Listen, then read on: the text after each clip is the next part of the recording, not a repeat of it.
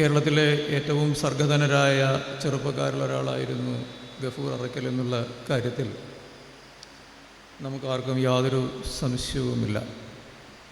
അദ്ദേഹം മുൻകൂട്ടി തയ്യാർ ചെയ്തു വെച്ച ഒരു ക്ലോക്കിൻ്റെ മുന്നിലിരുന്നാണ് തൻ്റെ സർഗ സാഹിത്യ കൃതികൾ എഴുതിയത്. നമുക്ക് നാളെ എന്താണ് സംഭവിക്കുക എന്നറിയില്ലെങ്കിൽ ഉണ്ടാകുന്ന മാനസികമായ സൗജന്യങ്ങൾ അനുഭവിക്കാൻ അദ്ദേഹത്തിന് സാധിച്ചില്ല.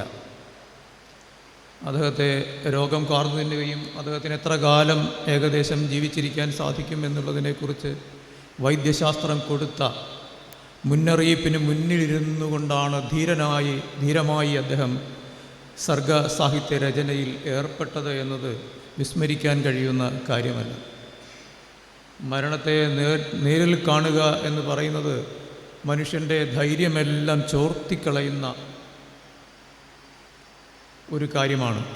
എത്രയും ധീരനായ മനുഷ്യനാണെങ്കിലും മരണത്തെ മുന്നിൽ കാണുമ്പോൾ ഭയക്കുകയും വിറയ്ക്കുകയും എന്താണ് ചെയ്യേണ്ടത് എന്നറിയാതെ പകയ്ക്കുകയും ചെയ്യുന്നത് സ്വാഭാവിക മനുഷ്യ സ്വഭാവം തന്നെയാണ്. അതില്ലാത്ത ആളായിരുന്നില്ല ഗഫൂർ അറക്കൽ. പക്ഷേ അതിനുമപ്പുറത്ത് തൻ്റെ ചുറ്റും ജീവിക്കുന്ന മനുഷ്യരോടും തന്നോടും സത്യസന്ധമായൊരു ജീവിതം, സർഗാത്മകമായൊരു ജീവിതം ഇനിയുള്ള കാലം ജീവിച്ചു തീർക്കണം എന്ന ദൃഢനിശ്ചയത്തോടു കൂടി അദ്ദേഹം എഴുതിയ കൃതികൾ അതുകൊണ്ട് തന്നെ കേരളത്തിൻ്റെ സാംസ്കാരിക ജീവിതത്തെ സമ്പുഷ്ടമാക്കുന്നവയാണ് എന്ന് നാം ഓർക്കേണ്ടതുണ്ട്. എന്നു മാത്രവുമല്ല, അദ്ദേഹത്തിൻ്റെ കൃതികളിൽ അദ്ദേഹം കൈകാര്യം ചെയ്യാൻ ശ്രമിച്ച വിഷയങ്ങൾ അദ്ദേഹത്തിൻ്റെ ആത്മാവിനെ അങ്ങേയറ്റം സ്പർശിക്കുന്നവയും നമ്മുടെ സാമൂഹികതയെ തന്നെ പുനർനിർവചിക്കാൻ കഴിയുന്നതുമായ ആശയങ്ങളായിരുന്നു എന്നുള്ളതും വളരെ ശ്രദ്ധിക്കേണ്ട ഒരു കാര്യമാണ്. ആ അർത്ഥത്തിൽ വിപുലമായ ഒരു ആശയ ലോകം, അതായത് നാം ഹൃദയം കൊണ്ട് സ്പർശിക്കേണ്ട, നമ്മുടെ ജീവിതം കൊണ്ട് പ്രാവർത്തികമാക്കേണ്ട, നമ്മുടെ സാമൂഹികത കൊണ്ട് കൂടുതൽ സമ്പുഷ്ടമാക്കേണ്ട ഒരാശയ ലോകത്തെ നമുക്ക് സമ്മാനിച്ചിട്ടാണ് പ്രിയങ്കരനായ ഗഫൂർ കടന്നുപോയത് എന്ന് നാം ഓർക്കണം. അദ്ദേഹത്തോട് നീതി പുലർത്തുക എന്ന് പറയുന്നത് സ്വാഭാവികമായും ആശയപരമായി കൂടുതൽ ദൃഢതയോടുകൂടി ചിന്തിക്കുകയും അദ്ദേഹം എന്ത് ആശയങ്ങൾക്ക് വേണ്ടിയാണോ നിലകൊണ്ടത് അദ്ദേഹത്തിൻ്റെ കൃതികളിൽ, അദ്ദേഹത്തിൻ്റെ ജീവിതത്തിൽ, അതിനെ കൂടുതൽ ഉദാത്തമായി മുന്നോട്ട് കൊണ്ടുപോവുകയും ചെയ്യുക എന്ന വളരെ വിനീതമായ ഉത്തരവാദിത്വം നമ്മുടെ എല്ലാവരുടെയും മുന്നിലുണ്ട്. ഈ ഒരു കാലഘട്ടം എന്ന് പറയുന്നത് ശ്രീ KEN വളരെ കൃത്യമായി ഇവിടെ വരച്ചിട്ടതുപോലെ കേരളത്തെ സംബന്ധിച്ചിടത്തോളം നമ്മളൊരു ആഗോള തലത്തിലോ അല്ലെങ്കിൽ ദേശീയ തലത്തിൽ പോലുമോ ചിന്തിക്കേണ്ട കാര്യമില്ല. കേരളത്തിൻ്റെ കഴിഞ്ഞ 10 വർഷത്തെ ചരിത്രം നമ്മളൊന്ന് നോക്കുക. കേരളം കടന്നുപോയ ദാരുണമായ സംഭവങ്ങളുടെ ഒരു പരമ്പരയെക്കുറിച്ച് ഒന്ന് ഓർക്കുക. നമ്മൾ ആരെങ്കിലും പ്രതീക്ഷിച്ചിരുന്നതാണോ 100 കൊല്ലം മുമ്പ് 1924 കേരളത്തിൽ സംഭവിച്ചതുപോലെ അതിഭീകരമായ ഒരു പ്രളയം വന്ന് ഈ നാടിനെ ഒന്നാകെ വിഴുങ്ങും എന്ന് നമ്മൾ ആരെങ്കിലും നമ്മുടെ ഈ സമീപകാല ജീവിതത്തിൽ പ്രതീക്ഷിച്ചിരുന്നതാണോ? 1924 കേരളത്തിൽ ഏറ്റവും പ്രധാനപ്പെട്ട ഒരു പ്രകൃതി ശാസ്ത്രപരമായി പ്രാധാന്യമുള്ള ഒരു വൻ പ്രളയം ഉണ്ടാകുന്നു. 1924 എൻ്റെ അച്ഛൻ എപ്പോഴും പറയുമായിരുന്നു, അദ്ദേഹത്തിന് 1 വയസ്സായിരുന്നു ആ പ്രളയം ഉണ്ടാകുന്ന കാലത്തെന്ന് എൻ്റെ മുത്തശ്ശി അച്ഛനോട് എപ്പോഴും പറയുമായിരുന്നു. അച്ഛനെ എടുത്തുകൊണ്ട് തട്ടുംപുറത്ത് ദിവസങ്ങളോളം ഇരിക്കേണ്ടി വന്ന കഥ എൻ്റെ മുത്തശ്ശി പറയുമായിരുന്നു. അച്ഛനെയും എടുത്തുകൊണ്ട്, അന്ന് അച്ഛന് 1 വയസ്സേ ഉള്ളൂ. അത് കൗതുകത്തോടെ കുട്ടിക്കാലം മുതൽ കേട്ടിട്ടുള്ള ഞാൻ ഒരിക്കലും പ്രതീക്ഷിച്ചിരുന്നില്ല കേരളം പിന്നീട് ഒരിക്കൽ കൂടി അത്തരത്തിലൊരു അനുഭവത്തിലൂടെ കടന്നു പോകുമെന്ന്. ഇന്ന് ലോകം എന്ന് പറയുമ്പോൾ നമുക്ക് എത്രമാത്രം വിദൂരമായി അനുഭവപ്പെടുന്ന ഒരു കാര്യമാണെങ്കിലും അതൊന്നും അത്രയും വിദൂരമല്ലാത്ത നമ്മുടെ ചുറ്റുപാടും തന്നെ വന്നു നിൽക്കുന്ന പ്രതിഭാസങ്ങളായി നമ്മെ ചൂഴ്ന്നു നിൽക്കുന്നു എന്നുള്ളത് നമ്മെ ബോധ്യപ്പെടുത്തിയ, കേരളീയരെ ബോധ്യപ്പെടുത്തിയ ഒരു സംഭവമായിരുന്നു ഈ 2018 പ്രളയം എന്ന് പറയുന്നത്. അതുവരെ നമ്മൾ നമ്മൾ അഭയാർത്ഥികളല്ല, നമ്മൾ ഈ പ്രകൃതി ദുരന്തങ്ങളുടെ അഭയാർത്ഥികളല്ല. പ്രകൃതി ദുരന്തങ്ങളുടെ അഭയാർത്ഥികൾ എവിടെയൊക്കെയോ ഉള്ളവരാണ്. എവിടെയൊക്കെയോ വലിയ വലിയ വെള്ളപ്പൊക്കങ്ങൾ ഉണ്ടാകുന്നു, എവിടെയൊക്കെയോ വലിയ വരൾച്ചകൾ ഉണ്ടാകുന്നു, എവിടെയൊക്കെയോ മനുഷ്യർ മരിച്ചു വീഴുന്നു. അവരോടൊക്കെ അനുതാപം പ്രകടിപ്പിക്കുന്ന, അവരോടൊക്കെ സഹതാപം പ്രകടിപ്പിക്കുന്ന, ഒരു നവോത്ഥാന മൂല്യങ്ങളിൽ വിശ്വസിക്കുന്ന ഒരു ജനത, ശാന്തമായും സമാധാനമായും ജീവിക്കുന്ന ഒരു ജനത എന്നൊരു സങ്കല്പം മാത്രമേ നമുക്ക് നമ്മളെപ്പറ്റി ഉണ്ടായിരുന്നുള്ളൂ. ആ സാമൂഹികമായി നമ്മൾ ആർജിച്ച ആ ബോധത്തെ, ചരിത്രപരമായി നമ്മൾ ആർജിച്ച ബോധത്തെ അതെത്രമാത്രം ദുർബലമാണ് എന്ന്, അതെത്രമാത്രം ക്ഷതസാധ്യതയുള്ളതാണ് എന്ന് നമ്മെ ബോധ്യപ്പെടുത്തിയതായിരുന്നു ഈ 2018 പ്രളയം. പക്ഷെ നമ്മുടെ ഒരു കുഴപ്പം എന്ന് പറയുന്നത്, ഞാനിപ്പോൾ നമ്മളെ ഒരു സമൂഹം എന്നുള്ള രീതിയിൽ വിമർശിക്കുകയല്ല, അങ്ങനെ ഒരു വലിയ സാമൂഹിക വിമർശനത്തിൻ്റെ പശ്ചാത്തലത്തിൽ പറയുകയല്ല. നമ്മുടെ ഒരു കുഴപ്പം, നമുക്കുണ്ടാകുന്ന ഈ ഒരു ദുരന്തത്തെ അതിൻ്റെ ഏറ്റവും സാമൂഹികവും സാംസ്കാരികവും പ്രകൃതിശാസ്ത്രപരവും സാമ്പത്തികവുമായ തീക്ഷ്ണതയിൽ മനസ്സിലാക്കുന്നതിൽ നമ്മൾ പരാജയപ്പെടുന്നുണ്ട് എന്നുള്ളതാണ്.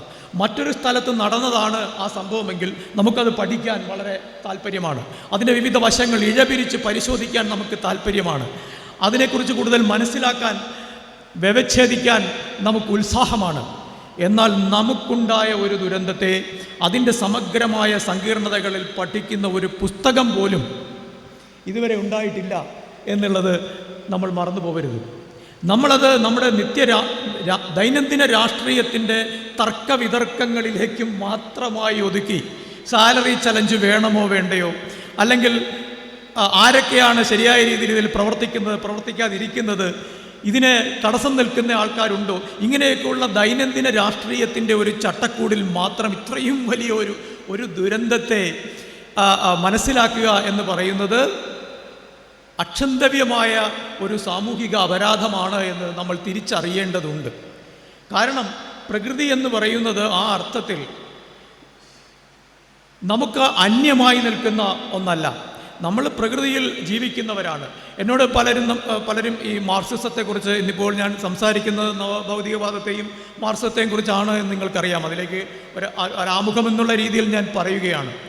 മാർക്സിസം എന്ന് പറയുമ്പോൾ എന്തോ വലിയ ഒരു സാമൂഹ്യ വിപ്ലവത്തിൻ്റെ ഒരാശയം, അത് ഒരർത്ഥത്തിൽ നമ്മൾ മനസ്സിലാക്കുന്നു. മറ്റൊരർത്ഥത്തിൽ നമ്മളൊരു സൈദ്ധാന്തികമായി ലോകത്ത് അതുവരെ, അതായത് മാർക്സിന് മുൻപുണ്ടായിരുന്ന മുഴുവൻ സൈദ്ധാന്തിക ദാർശനിക ചിന്തകളുടെയും സമന്വയത്തിലൂടെ മാർക്സ് രൂപീകരിച്ച സമഗ്രമായ ഒരു ആശയം എന്നുള്ള രീതിയിൽ, ഒരു സാമൂഹിക ശാസ്ത്രം എന്നുള്ള രീതിയിൽ നമ്മൾ മാർക്സത്തെ മനസ്സിലാക്കാറുണ്ട്. മാർക്സിസവുമായി ഈ നമ്മൾ പറയും ലവ് ആൻഡ് ഹെയ്റ്റ് റിലേഷൻഷിപ്പ് എന്ന് പറയില്ലേ, സ്നേഹവും വെറുപ്പും ഉണ്ടാക്കുന്ന തരത്തിലുള്ള ബന്ധങ്ങളുള്ളവരുണ്ട്. മാർക്സിസത്തിൽ നിന്ന് പലപ്പോഴും ഞാൻ വ്യക്തിപരമായി എൻ്റെ ദൈഷ്ണിക ജീവിതത്തിൽ അകന്നു പോകാൻ ശ്രമിച്ചിട്ടുണ്ട്. കാരണം മാർക്സിസം പോരാ, മാർക്സിസം ലോകത്തെ വ്യാഖ്യാനിക്കുന്നതിൽ പര്യാപ്തമല്ല. അതുകൊണ്ട് മാർക്സിസത്തിനേക്കാൾ മെച്ചപ്പെട്ട ചിന്തകളെക്കുറിച്ച് ആലോചിക്കേണ്ടതുണ്ട് എന്ന് ജീവിതത്തിൻ്റെ പല ഘട്ടത്തിൽ ഒരു അധ്യാപകൻ എന്നുള്ള രീതിയിൽ, സാമൂഹിക മേഖലകളിൽ ഇടപെടുന്ന ഒരാളെന്നുള്ള രീതിയിലൊക്കെ തന്നെ, എഴുത്തുകാരൻ എന്നുള്ള രീതിയിലൊക്കെ തന്നെ ഞാൻ ചിന്തിച്ചിട്ടുണ്ട്. പക്ഷേ അക്കാര്യത്തിൽ ഞാനൊരു സമ്പൂർണ്ണ പരാജയമായിരുന്നു. കാരണം എവിടെയൊക്കെ പോയാലും, ഏതൊക്കെ ചിന്തകളെ സ്പർശിക്കാൻ ശ്രമിച്ചാലും, ഏതൊക്കെ ദൈഷ്ണികമായ ഔന്നത്യങ്ങളിലേക്ക് കടക്കുവാൻ ശ്രമിച്ചാലും ഒടുവിൽ ഞാൻ മാർക്സിസത്തിൻ്റെ തണലിലേക്ക് തിരിച്ചു വരുന്നതാണ് എൻ്റെ ജീവിതത്തിൽ ഞാൻ കണ്ടിട്ടുള്ളത്. അത് തീർച്ചയായും ഞാൻ തുറന്നു പറയേണ്ടതുണ്ട്. കാരണം നമ്മളുടെ ദൈഷ്ണിക ലോകത്ത് നിരന്തരം പുതിയ ചിന്തകളുടെ പ്രവാഹം ഉണ്ടാകുന്നുണ്ട്. ആ പുതിയ ചിന്തകളോട് നമ്മളെപ്പോഴും മനുഷ്യരെന്നുള്ള രീതിയിൽ, ബൗദ്ധികമായി ചിന്തിക്കുന്ന വ്യക്തികളെന്നുള്ള രീതിയിൽ പ്രതികരിക്കാൻ ശ്രമിക്കാറുണ്ട്. അങ്ങനെ നമ്മൾ പ്രതികരിക്കാൻ ശ്രമിക്കുമ്പോൾ സ്വാഭാവികമായും നാം ഏത് ചിന്താ വ്യവസ്ഥയെയാണോ ഉൾക്കൊള്ളാൻ ശ്രമിച്ചിട്ടുള്ളത്, എന്തിൻ്റെ വക്താവായാണോ നമ്മൾ പ്രത്യക്ഷപ്പെടാൻ ശ്രമിച്ചിട്ടുള്ളത്, അതിൻ്റെ പരിമിതികളെക്കുറിച്ച് ചിലപ്പോൾ നമുക്ക് ബോധ്യമുണ്ടാവും. അങ്ങനെ ബോധ്യമുണ്ടാകുമ്പോൾ നാം നമ്മോട് കാണിക്കേണ്ട സത്യസന്ധത, ആ പരിമിതികൾ നമ്മൾ തിരിച്ചറിയുന്നു എന്നത് തുറന്നു പറയുക എന്നതാണ്. നമ്മൾ ജീവിതത്തിൽ നമ്മുടെ നിഗമനങ്ങളെ, നമ്മുടെ കാഴ്ചപ്പാടുകളെ, നമ്മുടെ സന്ദേഹങ്ങളെ ഓണപ്പ് ചെയ്യാൻ, അതായത് അതിനോട് സത്യസന്ധമായ ഒരു പ്രതിബദ്ധത പുലർത്താൻ തയ്യാറാവുന്നില്ലെങ്കിൽ നമ്മുടെ ചിന്ത വഴിമുട്ടിപ്പോകും എന്ന അഭിപ്രായക്കാരനാണ് ഞാൻ. അപ്പോൾ അതുകൊണ്ട് പലപ്പോഴും മാർക്സിസത്തിൽ നിന്ന് വേറിട്ട് പോകാൻ ഞാൻ ആത്മാർത്ഥമായി തന്നെ സത്യസന്ധമായി തന്നെ ശ്രമിച്ചിട്ടുണ്ടെങ്കിൽ പോലും വീണ്ടും വീണ്ടും മാർക്സിസത്തിലേക്ക് ഞാൻ തിരിച്ചു വന്നിട്ടുണ്ട്. അതിനുള്ള കാരണമെന്ന് പറയുന്നത് മാർക്സിസത്തെക്കാൾ ലളിതമായി ഈ ലോകത്തെ മറ്റൊരു ചിന്തയും വ്യാഖ്യാനിക്കുന്നില്ല എന്നുള്ളതാണ്. ഈ ലോകത്തെ വ്യാഖ്യാനിക്കാനായി മൂന്ന് പരികൽപ്പനകൾ മാത്രമേ മാർക്സ് ഉപയോഗിച്ചിട്ടുള്ളൂ. എൻ്റെ സ്വന്തമായ ഒരു നിഗമനമാണ് ഞാൻ നിങ്ങളുമായി പങ്കുവെക്കുന്നത്. മാർക്സത്തെക്കുറിച്ച് നിരവധി പുസ്തകങ്ങളുണ്ട്, അതൊന്നും ഞാൻ പറഞ്ഞു തരേണ്ട കാര്യമില്ല. കേരളത്തിൽ വന്ന് മാർക്സത്തെക്കുറിച്ച് സംസാരിക്കുക എന്ന് പറയുന്നത് പണ്ട് ഇംഗ്ലീഷിലവർ പറയുന്ന പോലെ ബ്ലാക്ക് സ്മിത്തിൻ്റെ വീട്ടിൽ സൂചി വയ്ക്കാൻ പോകുന്നത് പോലെയാണ് എന്ന് പറയുന്നത് പോലെയാണ് കേരളത്തിൽ വന്ന് മാർക്സത്തെക്കുറിച്ച്. കാരണം കേരളത്തിൽ മാർക്സിസം പ്രയോഗിക്കുന്നവരും മാർക്സിസം അറിയുന്നവരും മാർക്സിസം സംസാരിക്കുന്നവരുമായ നിരവധി ആളുകളും വ്യക്തികളും സംഘങ്ങളും സംഘടനകളും ഒക്കെയുള്ള ഒരു സ്ഥലമാണ് കേരളം. മാർക്സിസം അപരിചിതമല്ല. അതുപോലെയല്ല ഇന്ത്യയിലെ മറ്റൊരു സംസ്ഥാനത്ത് പോയി നിങ്ങൾ മാർക്സിസത്തെക്കുറിച്ച് പറഞ്ഞാൽ അവിടെ അതെന്താണ് എന്ന് പോലും അവർ കേട്ടിട്ടില്ല. അവർ അങ്ങനെ ഒരു കാര്യത്തെക്കുറിച്ച് അറിയുക തന്നെ ഇല്ല. മാർക്സിസം എന്താണ്, മാർക്സ് അതാരാണ് എന്നവർ ചോദിക്കുന്ന സ്ഥിതിവിശേഷം തൊട്ടടുത്ത തമിഴ്നാട്ടിൽ പോലും ഉണ്ട് എന്ന് നമ്മൾ മനസ്സിലാക്കണം. ബാക്കി സംസ്ഥാനങ്ങളുടെ കാര്യം പിന്നെ പറയണ്ടല്ലോ. അതുകൊണ്ട് മാർക്സത്തെ പറ്റി ഒരു വ്യാഖ്യാനം വിൽക്കാൻ ശ്രമിക്കുക എന്ന ഒരു സാഹസികത്വം അല്ല ഞാനിവിടെ കാണിക്കാൻ ഉദ്ദേശിക്കുന്നത്. മറിച്ച് എന്നെ സംബന്ധിച്ചിടത്തോളം മാർക്സിസം ഞാൻ എങ്ങനെ ഏറ്റവും ലളിതമായ അർത്ഥത്തിൽ മനസ്സിലാക്കി എന്നുള്ളത് മൂന്ന് പരികൽപ്പനകളിലേക്ക് മാർക്സിസത്തിൻ്റെ എല്ലാ സമഗ്രമായ ചിന്തകളെയും നമുക്ക് കൊണ്ടുചെന്ന് നിർത്തുവാൻ സാധിക്കും എന്ന ഒരു സ്വയം ബോധ്യത്തിൻ്റെ അടിസ്ഥാനത്തിലാണ്. ആ 3 പരികൽപ്പനകളിൽ ഏറ്റവും പ്രധാനമെന്ന് പറയുന്നത് പ്രകൃതി ആണ്. ഒന്ന്, ഇത് പലപ്പോഴും പ്രകൃതി എന്ന് പറയുമ്പോൾ പലരും ചിന്തിക്കും മാർക്സിനെ പ്രകൃതിയുമായി ബന്ധപ്പെടുത്തുന്നത് എങ്ങനെയാണ്.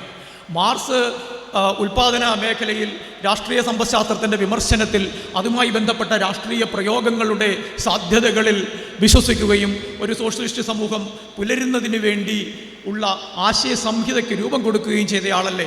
അദ്ദേഹം പ്രകൃതിശാസ്ത്രജ്ഞനൊന്നുമല്ലല്ലോ എന്നുള്ളത് വളരെ തെറ്റായ ഒരു ധാരണയാണ്. അദ്ദേഹത്തിൻ്റെ മൂലധനം എന്ന കൃതി എഴുതിയതിന് ശേഷം, അതിൻ്റെ 1ാം വോളിയം പുറത്തു വന്നതിന് ശേഷം മാർക്സ് നിശ്ചിതമായ വിമർശനമടങ്ങുന്ന ഒരു ചെറിയ പുസ്തകം എഴുതുന്നുണ്ട്. അത് അദ്ദേഹത്തിൻ്റെ ജീവിതകാലത്ത് പ്രസിദ്ധീകരിക്കപ്പെട്ടിരുന്നില്ല. അതിൻ്റെ പേര് ക്രിട്ടിക് ഓഫ് ഗോദ പ്രോഗ്രാം എന്നാണ്. ഗോദ പരിപാടിയുടെ വിമർശനം എന്നാണ് ആ പുസ്തകത്തിൻ്റെ പേര്. ആ പുസ്തകത്തിൻ്റെ ഉള്ളടക്കം എന്തായിരുന്നു എന്ന് ചോദിച്ചാൽ നമ്മൾക്കെല്ലാവർക്കും ഒരു ചിരി വരും. നമ്മളെല്ലാം അത്ഭുതപ്പെട്ടു പോകും. മാർക്സിസം അടിസ്ഥാനമാക്കി ലോകത്ത് ആദ്യമായുണ്ടായ കമ്മ്യൂണിസ്റ്റ് പാർട്ടി, ആ പാർട്ടിയുടെ പരിപാടിയെ മാർക്സ് വിമർശിക്കുന്ന ഗ്രന്ഥമാണ് ഈ ക്രിട്ടിക് ഓഫ് ഗോദ പ്രോഗ്രാം എന്ന് പറയുന്നത്. അതായത് ലോകത്താദ്യമായി, കാരണം 1864-67 കാലഘട്ടത്തിലാണല്ലോ അദ്ദേഹത്തിൻ്റെ ദാസ് ക്യാപിറ്റൽ എന്ന് പറയുന്ന കൃതി പുറത്തു വരുന്നത്. ദാസ് ക്യാപിറ്റൽ, മൂലധനം എന്ന് പറയുന്ന മാർക്സിൻ്റെ കൃതി പുറത്തു വരുന്നതിന് മുമ്പ് മാർക്സിസം ഇല്ല. കാരണം അതിനു മുമ്പ് മാർക്സിൻ്റെ കമ്മ്യൂണിസ്റ്റ് മാനിഫെസ്റ്റോ പോലുള്ള കൃതികളുണ്ട്, എംഗൽസിൻ്റെ ചില കൃതികളുണ്ട്. പക്ഷേ മാർക്സിസം ഒരു സമഗ്രമായ സാമൂഹിക ചിന്ത എന്ന ഘട്ടത്തിലേക്ക് കടക്കുന്നത് മാർക്സ് മൂലധനം എഴുതി കഴിഞ്ഞതിന് ശേഷമാണ്. അപ്പോൾ അതിനു മുൻപ് ഒരു മാർക്സിസ്റ്റ് പാർട്ടി ഉണ്ടാവുക കാലഗണന പ്രകാരം സാധ്യമല്ല. അപ്പോൾ അതിനുശേഷമാണ് മാർക്സിസ്റ്റ് പാർട്ടി ഉണ്ടാകുന്നത്. മാർക്സിസ്റ്റ് ഉണ്ടാവണമല്ലോ, മാർക്സിസ്റ്റ് പാർട്ടി ഉണ്ടാവണമെങ്കിൽ. അതിനുശേഷം ലോകത്താദ്യമായി ഉണ്ടായ മാർക്സിസ്റ്റ് പാർട്ടി, അതായത് മാർക്സിസത്തിനെയാണ് അടിസ്ഥാനപ്പെടുത്തുന്നത് എന്ന് അവകാശപ്പെട്ടു വന്ന പാർട്ടിയുടെ പ്രോഗ്രാമിനെ, പാർട്ടി പരിപാടിയെ വിമർശിച്ച് 1875 മാർക്സ് എഴുതിയ പുസ്തകമാണ് ക്രിട്ടിക് ഓഫ് ഗോദ പ്രോഗ്രാം എന്ന് പറയുന്നത്. അതിൽ അദ്ദേഹം പറയുന്നത്, എന്നെ ഉദ്ധരിച്ചുകൊണ്ട് ഈ പാർട്ടി പ്രോഗ്രാമിൽ പറയുന്നത്, എല്ലാ മൂല്യത്തിൻ്റെയും ഉറവിടം മനുഷ്യൻ്റെ അധ്വാനമാണ് എന്നാണ്. എന്നാൽ ഇത് തെറ്റാണ്. മൂല്യത്തിൻ്റെ ഉറവിടം യഥാർത്ഥത്തിൽ പ്രകൃതിയാണ്. പ്രകൃതിയിൽ നിന്നാണ് നാം ഉപയോഗമൂല്യവും വിനിമയ മൂല്യവും ഉണ്ടാക്കിയെടുക്കുന്നത്. അതുകൊണ്ട് പ്രാഥമികത കൽപ്പിക്കേണ്ടത് പ്രകൃതിക്കാണ്.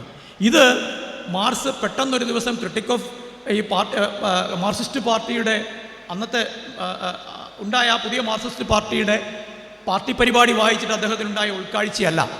അദ്ദേഹം മൂലധനത്തിൽ തന്നെ പ്രകൃതിയും മനുഷ്യനും തമ്മിലുള്ള ബന്ധം എന്ന് പറയുന്നത് ഒരു മെറ്റബോളിക് റിലേഷൻഷിപ്പാണ്, ഒരു ജൈവ സാംസ്കാരിക ബന്ധമാണ് എന്നും ഇതിലുണ്ടാകുന്ന റിഫ്റ്റ് എന്ന് പറയുന്നത് മനുഷ്യവംശത്തിനെ തിരിഞ്ഞു കൊത്തുന്നതാണ് എന്നും അക്കാലത്ത് വികസിതമായിരുന്ന രസതന്ത്രശാസ്ത്രത്തിൻ്റെയും പ്രകൃതിശാസ്ത്രത്തിൻ്റെയും നിഗമനങ്ങൾ ഉദ്ധരിച്ചുകൊണ്ട് മാർക്സ് പറയുന്നുണ്ട്. മുതലാളിത്തത്തിൻ്റെ വിമർശനം മാർക്സ് നടത്തിയത് അത് തൊഴിലാളികളെ ചൂഷണം ചെയ്യുന്നു എന്നുള്ള കാര്യത്തിൽ മാത്രമല്ല.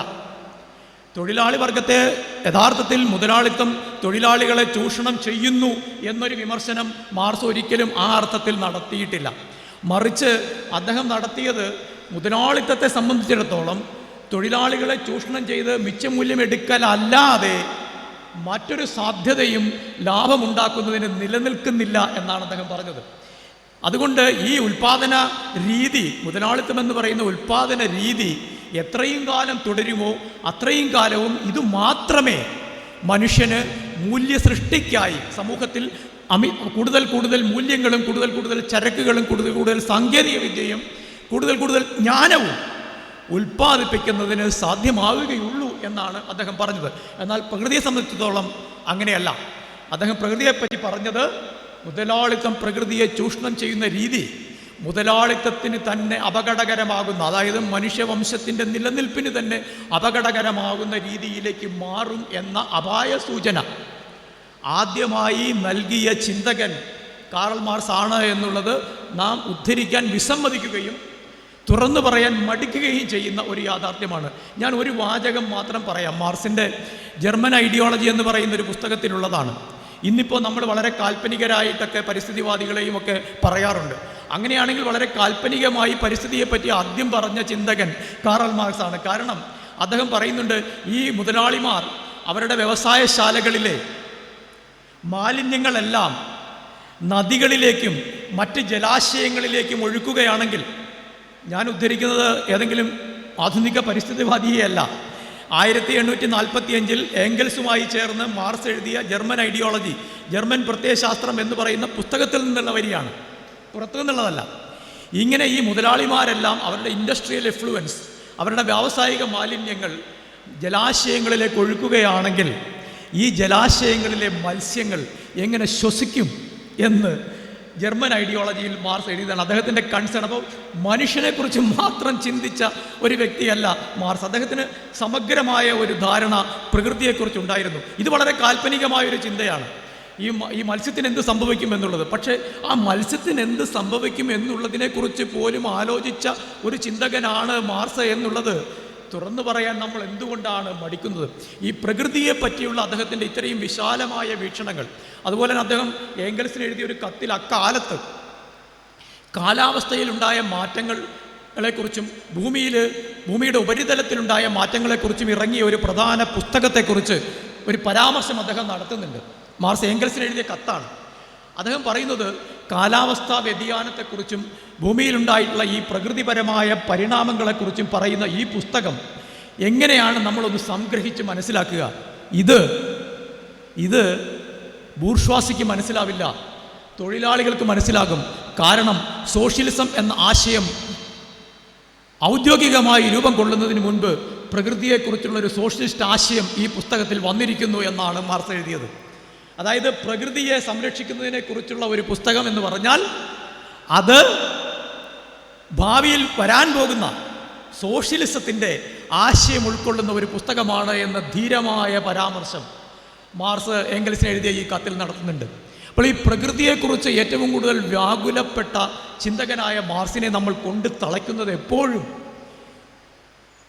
രാഷ്ട്രീയ സമ്പദ്ശാസ്ത്രം എങ്ങനെയാണോ മുതലാളിത്തം അതിൻ്റെ പ്രത്യയശാസ്ത്രമായ രാഷ്ട്രീയ സമ്പദ്ശാസ്ത്രത്തിൻ്റെ വീക്ഷണത്തിലൂടെ എങ്ങനെ ലോകത്തെ വ്യാഖ്യാനിക്കാൻ ശ്രമിച്ചോ അതിൻ്റെ തടവുകാരനായി മാർക്സിനെ നമ്മൾ മുൻകൂർ പ്രഖ്യാപിക്കുകയാണ്. അതിനെ വിമർശിച്ച് അദ്ദേഹത്തെ അതിൻ്റെ തന്നെ തടവുകാരനാക്കുകയാണ് നമ്മൾ, അദ്ദേഹത്തിൻ്റെ ഈ സമഗ്രമായ ചിന്തയെ ഒഴിവാക്കുന്നതിലൂടെ. അപ്പോൾ ഈ ലോകത്തെ മനസ്സിലാക്കുന്നതിന് മാർക്സ് തന്ന ഒന്നാമത്തെ പരികൽപ്പന എന്ന് പറയുന്നത് പ്രകൃതി തന്നെയാണ്. അത് കേവലം ഒരു ആശയവാദപരമായ പ്രകൃതി സങ്കല്പമല്ല, മറിച്ച് നമ്മുടെ ദൈനംദിന ജീവിതത്തിൽ പ്രകൃതി എങ്ങനെയാണ്, മനുഷ്യൻ പ്രകൃതി എന്നുള്ള ഈ വൈരുദ്ധ്യം എങ്ങനെയാണ് പ്രവർത്തിക്കുന്നത് എന്നുള്ളതിനെക്കുറിച്ചുള്ള വളരെ കൃത്യമായ ഒരു ധാരണ നമുക്ക് നൽകിക്കൊണ്ടാണ് അദ്ദേഹം അത് ചെയ്യുന്നത്. അങ്ങനെയാണെങ്കിൽ രണ്ടാമത്തെ പരികൽപ്പന എന്താണ്? രണ്ടാമത്തെ പരികൽപ്പന ഇന്നത്തെ കാലത്തെ സംബന്ധിച്ചിടത്തോളം അങ്ങേയറ്റം പ്രധാനമായിട്ടുള്ള ഒന്നാണ്. ഇന്നത്തെ കാലത്തെ ഈ കാലാവസ്ഥാ വ്യതിയാനത്തെക്കുറിച്ചൊക്കെ പഠിക്കുന്ന ശാസ്ത്രജ്ഞർ ഇന്നത്തെ കാലത്തെ എങ്ങനെയാണ് വിലയിരുത്തുന്നത്? അവർ പറയുന്നത് ഇതൊരു ആന്ത്രോപോസീൻ കാലഘട്ടമാണ് എന്നാണ്. ആന്ത്രോപൊസീൻ എന്ന് പറഞ്ഞിട്ടുണ്ടെങ്കിൽ മനുഷ്യൻ ലോകത്ത് ഇടപെടാൻ തുടങ്ങിയിട്ടതിന് ശേഷമുള്ള, മനുഷ്യൻ ലോകത്ത് അവതരിക്കുകയും ഇടപെടാൻ തുടങ്ങുകയും ചെയ്തതിന് ശേഷമുള്ള ഈ ഭൂഗോളത്തിൻ്റെ അവസ്ഥയെയാണ് ആന്ത്രോപൊസീൻ എന്ന് പറയുന്നത്. ആന്ത്രോ എന്ന് പറഞ്ഞാൽ മനുഷ്യൻ്റെ ഇടപെടലിൻ്റേതായ ചരിത്രം. അതായത് ഭൂമിയുടെ ചരിത്രം മനുഷ്യരിൽ തുടങ്ങുന്നതല്ല. നമ്മൾ ജുറാസിക് പാർക്ക് എന്ന നോവൽ വായിച്ചിട്ടുണ്ടാവാം, സിനിമ കണ്ടിട്ടുണ്ടാവാം, ദിനോസറുകളുടെ കാലത്തെക്കുറിച്ച് പഠിച്ചിട്ടുണ്ടാവാം. ഒ.വി. വിജയൻ്റെ ഖസാക്കിൻ്റെ ഇതിഹാസത്തിൽ പോലും ഈ ദിനോസറുകളുടെ കാലത്തെക്കുറിച്ചുള്ള പരാമർശം ഉണ്ട്. ഈ മനുഷ്യന് മുൻപുള്ള ഒരു ഭൂമിയെക്കുറിച്ചുള്ളൊരു ചരിത്ര സങ്കല്പം നമുക്കുണ്ടെങ്കിൽ പോലും മനുഷ്യ ഇടപെടൽ തൊട്ടുള്ള ചരിത്രത്തെയാണ് നമ്മൾ ചരിത്രമായി കാണുന്നത്. അതെന്തുകൊണ്ടാണ്? കാരണം ഈ ഭൂമിയുടെ ഉപരിതലത്തിൽ പ്രകൃതിയിൽ നിന്നല്ലാതെ മറ്റൊരു ശക്തി, ആ പ്രകൃതിയിൽ തന്നെ ഉണ്ടായ മറ്റൊരു ശക്തി, അതിൻ്റെ ഇടപെടലിലൂടെ പ്രകൃതിയെ മാറ്റിമറിക്കുന്ന ഒരവസ്ഥയുണ്ടാകുന്നത് മനുഷ്യൻ അവതരിക്കുന്നതോടുകൂടിയാണ്. അതിനെയാണ് മാർസ് അധ്വാനം എന്ന് വിളിച്ചത്. അധ്വാനം മൃഗങ്ങൾ ചെയ്യുന്നതല്ല, പക്ഷികൾ ചെയ്യുന്നതല്ല. അവർ ജൈവപരമായി ജീവിക്കുകയാണ് ചെയ്യുന്നത്. അവർ ജനിക്കുന്നു, ജീവിക്കുന്നു, മരിക്കുന്നു. അവർ അധ്വാനിക്കുന്നില്ല. അതാണല്ലോ ബൈബിളിൽ പറയുന്നത്, കളപ്പുരകൾ കൂട്ടുന്നില്ല, അളന്നളന്ന് കൂട്ടുന്നില്ല, കളപ്പുരകൾ കെട്ടുന്നില്ല എന്ന് പറയുന്നത് വയലാറ് ബൈബിളിൽ നിന്നെടുത്ത് ഗാനശകലമാക്കിയിട്ടുണ്ട്. പക്ഷികൾ കൂട്ടിവയ്ക്കുന്നില്ല, മൃഗങ്ങൾ കൂട്ടിവയ്ക്കുന്നില്ല. ഒരു പുലിയോ കടുവയോ ആനയോ ആരും തന്നെ നാളത്തേക്ക് കരുതി വയ്ക്കുന്നില്ല, കൃഷി ചെയ്യുന്നില്ല. മനുഷ്യൻ ഹോമോസാപ്പിയൻസ് ഈ ഭൂലോകത്തുണ്ടായപ്പോൾ, ഹോമോസാപ്പിയൻസ് എന്നാണ് നമ്മുടെ എല്ലാം നാമധേയം. അതായത് ലാറ്റിൻ അമേരിക്കയിലായാലും ആഫ്രിക്കയിലായാലും അമേരിക്കയിലായാലും റഷ്യയിലായാലും ചൈനയിലായാലും മംഗോളിയയിലായാലും കൊറിയയിലായാലും, അത് സൗത്ത് കൊറിയ ആയാലും നോർത്ത് കൊറിയ ആയാലും, അവിടെ എല്ലാം അധിവസിക്കുന്നത് ഹോമോസാപ്പിയൻ എന്ന് പറയുന്ന ഈ നമ്മൾ തന്നെയാണ്. ഈ കേരളത്തിൽ ജീവിക്കുന്ന നമ്മൾ തന്നെയാണ് അവിടെ എല്ലാം ഉള്ളത്. ഒരൊറ്റ സ്പീഷീസേ ഉള്ളൂ മനുഷ്യൻ. മനുഷ്യൻ ഭൂമിയിലുണ്ടായ കാലത്ത് അങ്ങനെ അല്ലായിരുന്നു. മനുഷ്യൻ ഭൂമിയിലുണ്ടായ കാലത്ത് ഇന്ന് ആഫ്രിക്കൻ സിംഹവും ആഫ്രിക്കൻ ആനയും ആഫ്രിക്കൻ ഓന്തും ആഫ്രിക്കൻ പാറ്റയും ഒക്കെ ഉള്ളതുപോലെ വ്യത്യസ്തമായ സ്പീഷീസുകൾ മനുഷ്യരുണ്ടായിരുന്നു. അതിൽ നമ്മളെപ്പോഴും ഈ ഒരു വിരൽ നെഞ്ചത്തേക്ക് കൈവച്ച് വെച്ചുകൊണ്ട് വേണം സംസാരിക്കാൻ. ഈ നമ്മൾ ഭൂമിയിലുണ്ടായപ്പോൾ നമ്മൾ തീരുമാനിച്ചു മനുഷ്യരായി നമ്മൾ മാത്രം മതി എന്ന്. വേറൊരു മനുഷ്യനും ഇവിടെ വേണ്ട എന്ന് ആദ്യമായി തീരുമാനിക്കുന്നത് ഹോമോസാപ്പിയൻസ് ആയ നമ്മളാണ്. അങ്ങനെ ഭൂമിയിൽ എല്ലായിടത്തും ഒരുപോലെ പടർന്നിരുന്ന നിയാൻഡർതാൽ എന്ന് പറയുന്ന ഒരു മനുഷ്യവംശത്തെ മുച്ചൂടും ഉന്മൂലനം ചെയ്തിട്ടാണ് ഹോമോസാപ്പിയൻസ് എന്ന് പറയുന്ന നമ്മൾ ഈ ഭൂമിയുടെ മുഴുവൻ പ്രദേശങ്ങളിലും ആധിപത്യം സ്ഥാപിച്ചത്. നരവംശ ശാസ്ത്രജ്ഞന്മാർ പറയുന്നത് 1,00,000 വർഷം നീണ്ടുനിന്ന 1,00,000 വർഷം നീണ്ടുനിന്ന അങ്ങേ അറ്റത്തെ രക്തം ചൊരിഞ്ഞ രക്തസ്നാതമായ യുദ്ധത്തിലൂടെയാണ് ഈ ഹോമോസാപ്പിയൻ വംശം, അതായത് നമ്മൾ, ഈ ഭൂമിയുടെ ആധിപത്യം പിടിച്ചെടുത്തത്. നിയാൻഡർതാൽ എന്ന് പറയുന്നത് ചില്ലറക്കാരായിരുന്നില്ല. ഇപ്പോൾ നരവംശാസ്ത്രജ്ഞന്മാർ നിയാൻഡർതാൽ ഏതാണ്ട് ഹോമോസാപ്പിയൻസിനൊപ്പം തന്നെ സാങ്കേതിക വികാസവും ഭൗതിക വികാസവും കലയും പോലും സ്വാംശീകരിച്ചിരുന്ന ഒരു വിഭാഗമാണ് എന്ന് ചില ഗുഹാചിത്രങ്ങളുടെയൊക്കെ അടിസ്ഥാനത്തിൽ ആധുനിക നരവംശ ശാസ്ത്രജ്ഞന്മാർ കണ്ടെത്തിയിരിക്കുകയാണ്. ചില്ലറക്കാരായിരുന്നില്ല നിയാൻഡർതാൽ. നമ്മളെപ്പോലെ കുടുംബമായി കഴിഞ്ഞിരുന്ന, കുടുംബത്തിലേക്ക് കടന്നതാണ്. ഒരു സാമൂഹിക ജീവിതത്തിൻ്റെ ഒരു ഘട്ടത്തിൽ നിന്ന് മറ്റൊരു ഘട്ടത്തിലേക്ക് കടന്ന വിഭാഗമായിരുന്നു ഈ നിയാൻഡർതാൽ വിഭാഗം എന്ന് പറയുന്നത്. അവരെ ഈ ഭൂമുഖത്ത് നിന്ന് മുഴുവൻ അങ്ങേയറ്റം ഹിംസാത്മകമായ ആക്രമണത്തിലൂടെ ഇല്ലാതാക്കിക്കൊണ്ട്, അതായത് ആദ്യത്തെ അപരനാണ് നമ്മുടെ നിയാൻഡർതാൽ. ഈ അപരൻ എന്നൊക്കെ നമ്മൾ വളരെ നിസ്സാരമായി പറഞ്ഞു പോകാറുണ്ട്. നവോത്ഥാന ചിന്തയെക്കുറിച്ചാണെങ്കിലും സാമൂഹ്യ ചിന്തയെക്കുറിച്ചാണെങ്കിലും ഒക്കെ പറയുമ്പോൾ അപരൻ എന്ന് നമ്മളെപ്പോഴും പറയും. ഈ അപരൻ എന്ന് പറയുന്നത് നമ്മളിവിടെ ഉണ്ടായത് നമ്മുടെ ഒരേ ഒരു അപരനെ, അന്നത്തെ നിയാൻഡർതാലിനെ പൂർണ്ണമായും ഇല്ലായ്മ ചെയ്തുകൊണ്ടാണ്. അപ്പോൾ ആ ഘട്ടം മുതൽ ഇവിടെ മനുഷ്യൻ്റെ ഇടപെടൽ പ്രകൃതിയിൽ ഈ ഭൂഗോളത്തിൽ ഉണ്ടാവുന്നുണ്ട്. അങ്ങനെ ഉണ്ടായ അതിൻ്റെ അടിസ്ഥാനത്തിൽ വന്ന മാറ്റം എന്ന് പറയുന്നത് അതാണ് ഈ അധ്വാനം എന്ന് പറയുന്നത്. മനുഷ്യൻ അധ്വാനിക്കുന്നു. മാർക്സ് വളരെ വളരെ ലളിതമായി ഇത് പറഞ്ഞിട്ടുണ്ട്. ഇപ്പോൾ അധ്വാനം എന്ന് പറഞ്ഞാൽ എന്താണ്? അധ്വാനം എന്ന് പറഞ്ഞാൽ ഈ കായികാധ്വാനം എന്നുള്ള അർത്ഥം മാത്രമല്ല. അധ്വാനം എന്ന് പറഞ്ഞാൽ അത് ഭാവനയാണ്. ഭാവനയില്ലാതെ അധ്വാനിക്കാൻ പറ്റില്ല. ഒരു തെങ്ങിന് തടമെടുക്കണമെങ്കിൽ അതിനൊരു ഭാവന ഉണ്ടായിരിക്കണം, അല്ലാതെ പോയി തെങ്ങിന് തടവെടുക്കാൻ പറ്റില്ല. സാധാരണ ഒരു മനുഷ്യനോട് പോയാൽ തെങ്ങിന് തടവെടുക്കാൻ പറഞ്ഞാൽ എടുക്കാൻ പറ്റൂ. അതിനെപ്പറ്റി ഒരു ധാരണ ഉണ്ടാവണം, എന്താണ് തടം എന്നുള്ളതിനെക്കുറിച്ചൊരു ആശയം ഉണ്ടാവണം. വെള്ളമൊഴിച്ചാൽ നിൽക്കണമെന്നറിയണം, മണ്ണ് ഇളകണമെന്നറിയണം, കൃഷിയെപ്പറ്റി എന്തെങ്കിലും അടിസ്ഥാന ധാരണ ഉണ്ടായിരിക്കണം, അല്ലാതെ തടമെടുക്കാൻ പറ്റില്ല. അപ്പോൾ തടമെടുക്കുക എന്ന് പറയുന്ന ഒരു അധ്വാനമാണെങ്കിൽ അധ്വാനത്തിനൊരു ഭാവന ഉൾച്ചേർന്നിട്ടുണ്ട്. ഈ ഭാവനയില്ലാതെ മനുഷ്യന് ഒന്നും തന്നെ സൃഷ്ടിക്കാൻ സാധിക്കില്ല. മാർക്സ് പറയുന്ന ഉദാഹരണം ചിലന്തിയുടേതാണ്. ചിലന്തി വല കെട്ടുന്നുണ്ട്. സച്ചിദാനന്ദൻ മാഷ്ടർ ഒരു കവിതയുണ്ടല്ലോ, തത്തകൾ ലോകത്തിൽ എല്ലായിടത്തും ഒരേ ഭാഷ സംസാരിക്കുന്നു എന്ന്. തത്തകൾ എല്ലായിടത്തും ഒരേ ഭാഷ സംസാരിക്കുന്നു എന്ന് പറയുന്നത് അതിശോക്തിയാണെങ്കിൽ പോലും ചിലന്തികൾ എല്ലായിടത്തും ഒരേ വലയാണ് കെട്ടുന്നത്. തത്തയുടെ ഭാഷ നമുക്കറിയില്ല, ചിലന്തി വല നമ്മൾ കണ്ടിട്ടുണ്ട്. ചിലന്തി ലോകത്തെല്ലായിടത്തും ഒരേ വലയാണ് കെട്ടുന്നത്.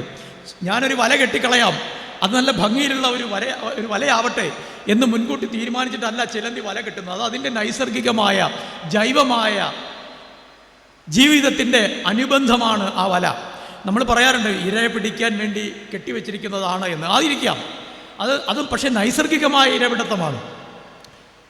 അല്ലാതെ നേരത്തെ ഇവിടെ ഒരു ചിലന്തി ഉണ്ടായിരുന്നല്ലോ, അവളോ അവനോ കെട്ടിയ വലയേക്കാൾ മെച്ചപ്പെട്ട ഒരു വല നമ്മൾ കെട്ടിയേക്കാമെന്ന് വിചാരിച്ച ഒരു ചിലന്തിയും വല കെട്ടാൻ പോകുന്നില്ല.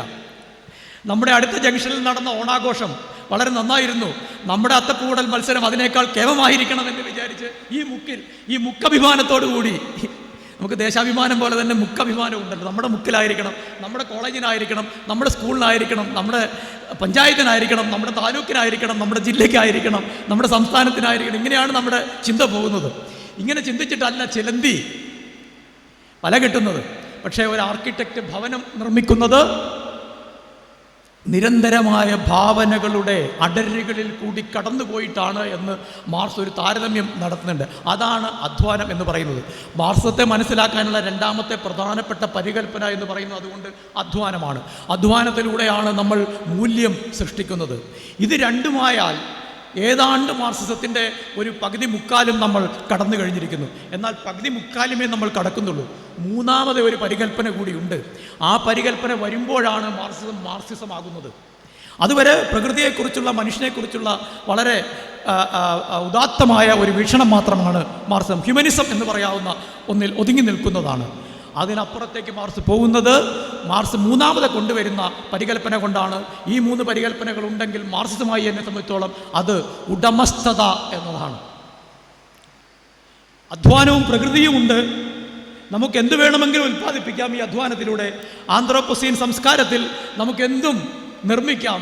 പക്ഷേ അങ്ങനെ നമ്മൾ നിർമ്മിക്കുന്നത് കേവലമായ ഒരു നിർമ്മാണ പ്രക്രിയയല്ല, മറിച്ച് അത് ഈ പ്രകൃതി വിഭവങ്ങളുടെ മേലും അധ്വാനത്തിൻ്റെ മേലും നമ്മൾ കൃത്രിമമായി ഉണ്ടാക്കിയിട്ടുള്ള ഒരു സാമൂഹിക ബന്ധത്തിൻ്റെ അടിസ്ഥാനത്തിലാണ്. ആ സാമൂഹിക ബന്ധം എന്ന് പറയുന്നതാണ് ഈ ഉടമസ്ഥത എന്ന് പറയുന്നത്. അപ്പോൾ മൂന്ന് പരികൽപ്പനയേ ഉള്ളൂ മാർക്സത്തെ സംബന്ധിച്ചിടത്തോളം. അതിൻ്റെ ഏറ്റവും വിപ്ലവാത്മകമായ ഒരു സംയോജനമാണ് മാർക്സ് നടത്തുന്നത്. അതിൻ്റെ ഏറ്റവും വിപ്ലവാത്മകമായ ഒരു വ്യാഖ്യാനമാണ് മാർക്സ് നടത്തുന്നത്. പ്രകൃതി, മനുഷ്യാധ്വാനം. ബൈബിളിൽ പറയുന്നുണ്ട് in the beginning it was word എന്ന്. യഥാർത്ഥത്തിൽ മാർക്സ് പറയുന്നത് in the beginning it was labour എന്നാണ്. കാരണം ലേബർ ഉണ്ടാകുന്നതോടുകൂടിയേ മൂല്യം ഉണ്ടാകുന്നുള്ളൂ.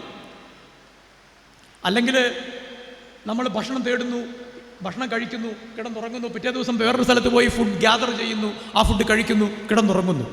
അധ്വാനത്തിലൂടെ നമ്മൾ മൂല്യം സൃഷ്ടിച്ചതോടുകൂടി അങ്ങനെ സൃഷ്ടിച്ച് നമുക്ക് ജീവിക്കാം. പക്ഷേ അങ്ങനെ ജീവിച്ചപ്പോൾ അതിന് ഉടമസ്ഥത എന്ന് പറയുന്ന ഒരു സങ്കല്പം കൂടി വരുന്നു. ആ ഉടമസ്ഥത എന്ന് പറയുന്ന സങ്കല്പം ഈ പ്രകൃതിയും മനുഷ്യനും തമ്മിലുള്ള ബന്ധത്തെ നിയന്ത്രിക്കുന്ന ഏറ്റവും പ്രധാനപ്പെട്ട സാമൂഹിക ബന്ധമാവുകയും അതിൻ്റെ നിലനിൽപ്പിന് വേണ്ടി മനുഷ്യൻ ഭരണകൂടത്തെ കണ്ടെത്തുകയും ചെയ്യുന്നു. അത് ഉടമസ്ഥത എന്തുമാവട്ടെ, ആ ഉടമസ്ഥത നിലനിൽക്കുന്നതിന് വേണ്ടി. അതുകൊണ്ടാണ് ഞാൻ എപ്പോഴും പറയാറുള്ളൊരു കാര്യമുണ്ട്, ലോകത്ത് ഏറ്റവും കൂടുതൽ കാലം നിലനിന്ന, ഇന്നും നിലനിൽക്കുന്ന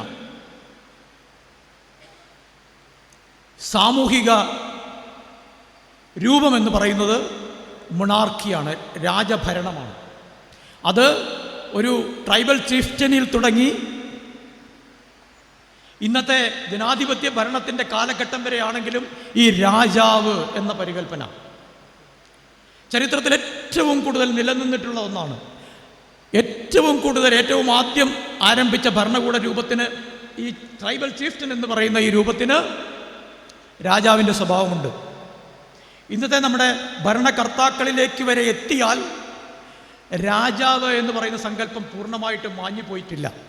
ഒരു നേതാവിനെ നമ്മൾ എടുത്തു കഴിഞ്ഞാൽ രാജാവും നേതാവും എന്ന് പറഞ്ഞ് ഞാൻ മുമ്പൊരു ലേഖനം എഴുതിയിട്ടുണ്ട്.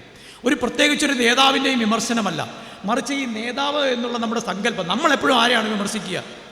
രാജാവിനെ പോലെ പെരുമാറുന്നു എന്ന് പറഞ്ഞൊരു നേതാവിനെ നമുക്ക് വിമർശിക്കാൻ എളുപ്പമാണ്. പക്ഷേ ഈ നേതാവ് എന്നുള്ള സങ്കല്പം അദ്ദേഹം കൊണ്ടുവന്നതല്ല, നമ്മൾ ഈ വിമർശിക്കുന്ന വ്യക്തി കൊണ്ടുവന്നതല്ല. അദ്ദേഹം നേതാവാകാനുള്ള ഒരു സാമൂഹിക സാഹചര്യം നമ്മുടെ രാഷ്ട്രീയ വ്യവസ്ഥയിൽ ഉള്ളത് കൊണ്ടാണ്. ഇതാണ് എപ്പോഴും മാർക്സ് പറയുന്നത്. നിങ്ങൾ എവിടെ നിന്ന് ചിന്തിക്കണമെന്നാണ് മാർക്സ് പറയുന്നത്. മാർക്സാണ് ഈ ഉപരിഘടന അടിത്തറ എന്നുള്ളൊരു പരികല്പന കൊണ്ടുവരുന്നത്. അതിൽ അദ്ദേഹം എന്തുകൊണ്ടാണ് ഇപ്പം നമ്മളൊരു നമ്മുടെ സ്വത്ത് വിൽക്കാൻ പോകുന്നു. നമ്മുടെ സ്വത്ത് വിൽക്കാൻ പോകുമ്പോൾ സ്വാഭാവികമായിട്ട് എന്താ സംഭവിക്കുക? അത് നമ്മുടെ സ്വത്തായതുകൊണ്ട് നിലവിലുള്ള നിയമം അനുസരിച്ച് നമുക്കത് വിൽക്കാം. നമ്മളങ്ങനെ അത് വിൽക്കുമ്പോൾ ഒരാൾ പറയുകയാണ്, നിങ്ങൾക്കിത് വിൽക്കാൻ പറ്റില്ല, ഇതെനിക്കും കൂടി അവകാശപ്പെട്ടതാണ് എന്ന് പറയുന്നു. അപ്പോൾ നിങ്ങൾ കോടതിയിൽ പോകുന്നു.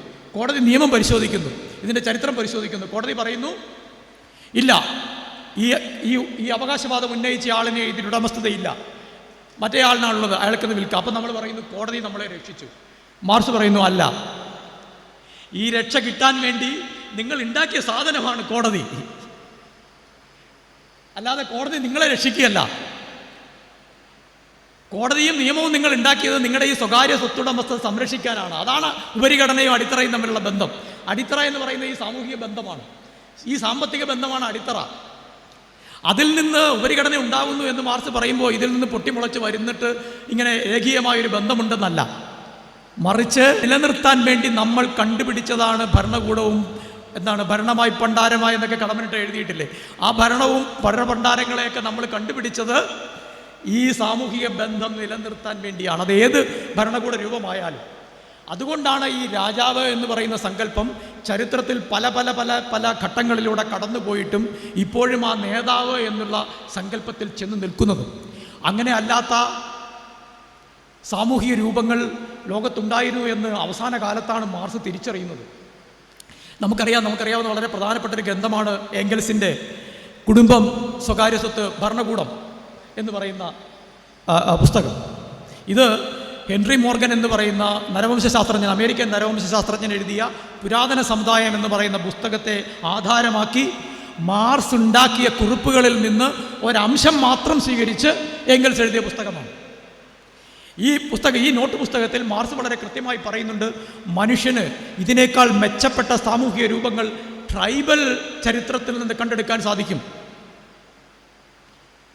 ആധുനിക മുതലാളിത്തത്തിൽ മാത്രമല്ല, ഇന്നത്തെ നമ്മുടെ സ്വാതന്ത്ര്യവും ജനാധിപത്യവും ആധുനിക മുതലാളിത്തത്തിൻ്റെ മാത്രം സംഭാവനയല്ല. ചില ഗോത്ര സമൂഹങ്ങൾ തന്നെ ജനാധിപത്യപരമായ പൊതു സ്വത്തുടമസ്ഥതയിൽ അടിസ്ഥാനപ്പെടുത്തിയ ചിന്തകൾ സൃഷ്ടിച്ചിരുന്നു എന്നുള്ളതാണ്. അത്തരം ചിന്തകളുടെ കൂടി അടിസ്ഥാനത്തിലാണ് പുതിയ സാമൂഹിക പ്രക്രിയ ഉണ്ടാവേണ്ടത് എന്നുള്ളതിനെ കുറിച്ച്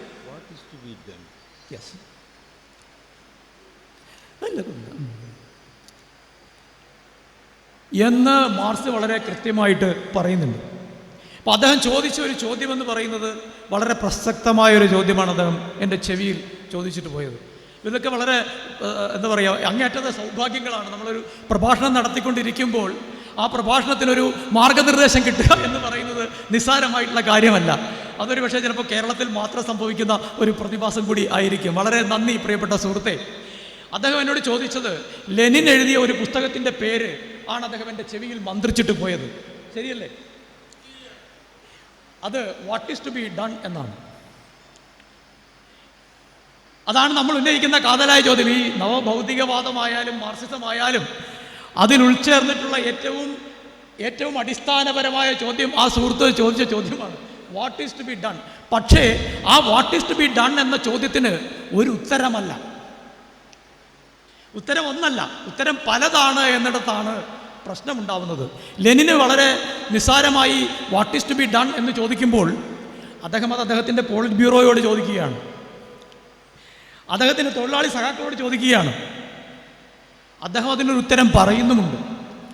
ചോദ്യവും ഉത്തരവും അടങ്ങിയിട്ടുള്ള ഒന്നാണ് ലെനിൻ്റെ ഈ what is to be done എന്ന് പറയുന്നത്. ഞാനതിനെക്കുറിച്ച് എഴുതിയിട്ടുണ്ട്. ഈ what is to be done എന്ന് പറയുന്ന യഥാർത്ഥത്തിൽ അദ്ദേഹത്തിൻ്റെ സ്വന്തമല്ല. ആ തലക്കെട്ട് ചെർണോസ്കി എന്ന് പറയുന്ന വേറൊരു നോവലിസ്റ്റിൻ്റെ നോവലിൽ നിന്ന് അദ്ദേഹം കടമെടുത്ത ഒരു പേരാണത്. നമ്മൾ അതിനെക്കുറിച്ചൊന്നും എൻ്റെ വിശദമായ ഇതിലേക്ക് ഞാൻ ഇപ്പോൾ കടക്കുന്നില്ല. മാർക്സ് എപ്പോഴും ലെനിനെ പോലുള്ളവരൊക്കെ ചിന്തിക്കുന്ന കുറേ കൂടെ സങ്കീർണമായിട്ടാണ്, ലളിതമായ ചിന്തയല്ല. ഇതിൽ ഏറ്റവും പ്രധാനപ്പെട്ട ഒരു കാര്യമെന്ന് പറയുന്നത്, നമ്മൾ എത്തിച്ചേർന്നിരിക്കുന്ന ഇന്നത്തെ ഈ ലോകം, ഈ ആന്ത്രോപ്പൊസീൻ എന്ന് പറയുന്ന ഈ ലോകത്തിൻ്റെ ഒരു യാഥാർത്ഥ്യം, ആ യാഥാർത്ഥ്യത്തെ പൂർണ്ണമായും തിരിച്ചറിയണമെങ്കിൽ മാർക്സിസത്തെ മാത്രമല്ല, മാർക്സുമായി ബന്ധപ്പെട്ട് വികസിച്ച അനുബന്ധ ചിന്താ പദ്ധതികളിൽ നിന്ന് കൂടി ധീരമായി സ്വാംശീകരിക്കാനുള്ള ഉച്ഛൃംഖലത്വം നമ്മൾ കാണിക്കേണ്ടതുണ്ട് എന്നുള്ളതാണ്. എന്ത് ചെയ്യണം എന്ന ചോദ്യത്തിൻ്റെ ആദ്യത്തെ പടി, അതിൻ്റെ ആദ്യത്തെ പടി എന്ന് പറയുന്നത് മാർക്സിസവുമായി ബന്ധപ്പെട്ട് വികസിച്ച അനുബന്ധ ചിന്താധാരകളിൽ നിന്ന് സ്വാംശീകരിക്കാൻ ശ്രമിക്കുക എന്നുള്ളതാണ്. നവഭൗതികവാദത്തിൻ്റെ ഒരു പ്രധാന പ്രത്യേകത എന്താണ്?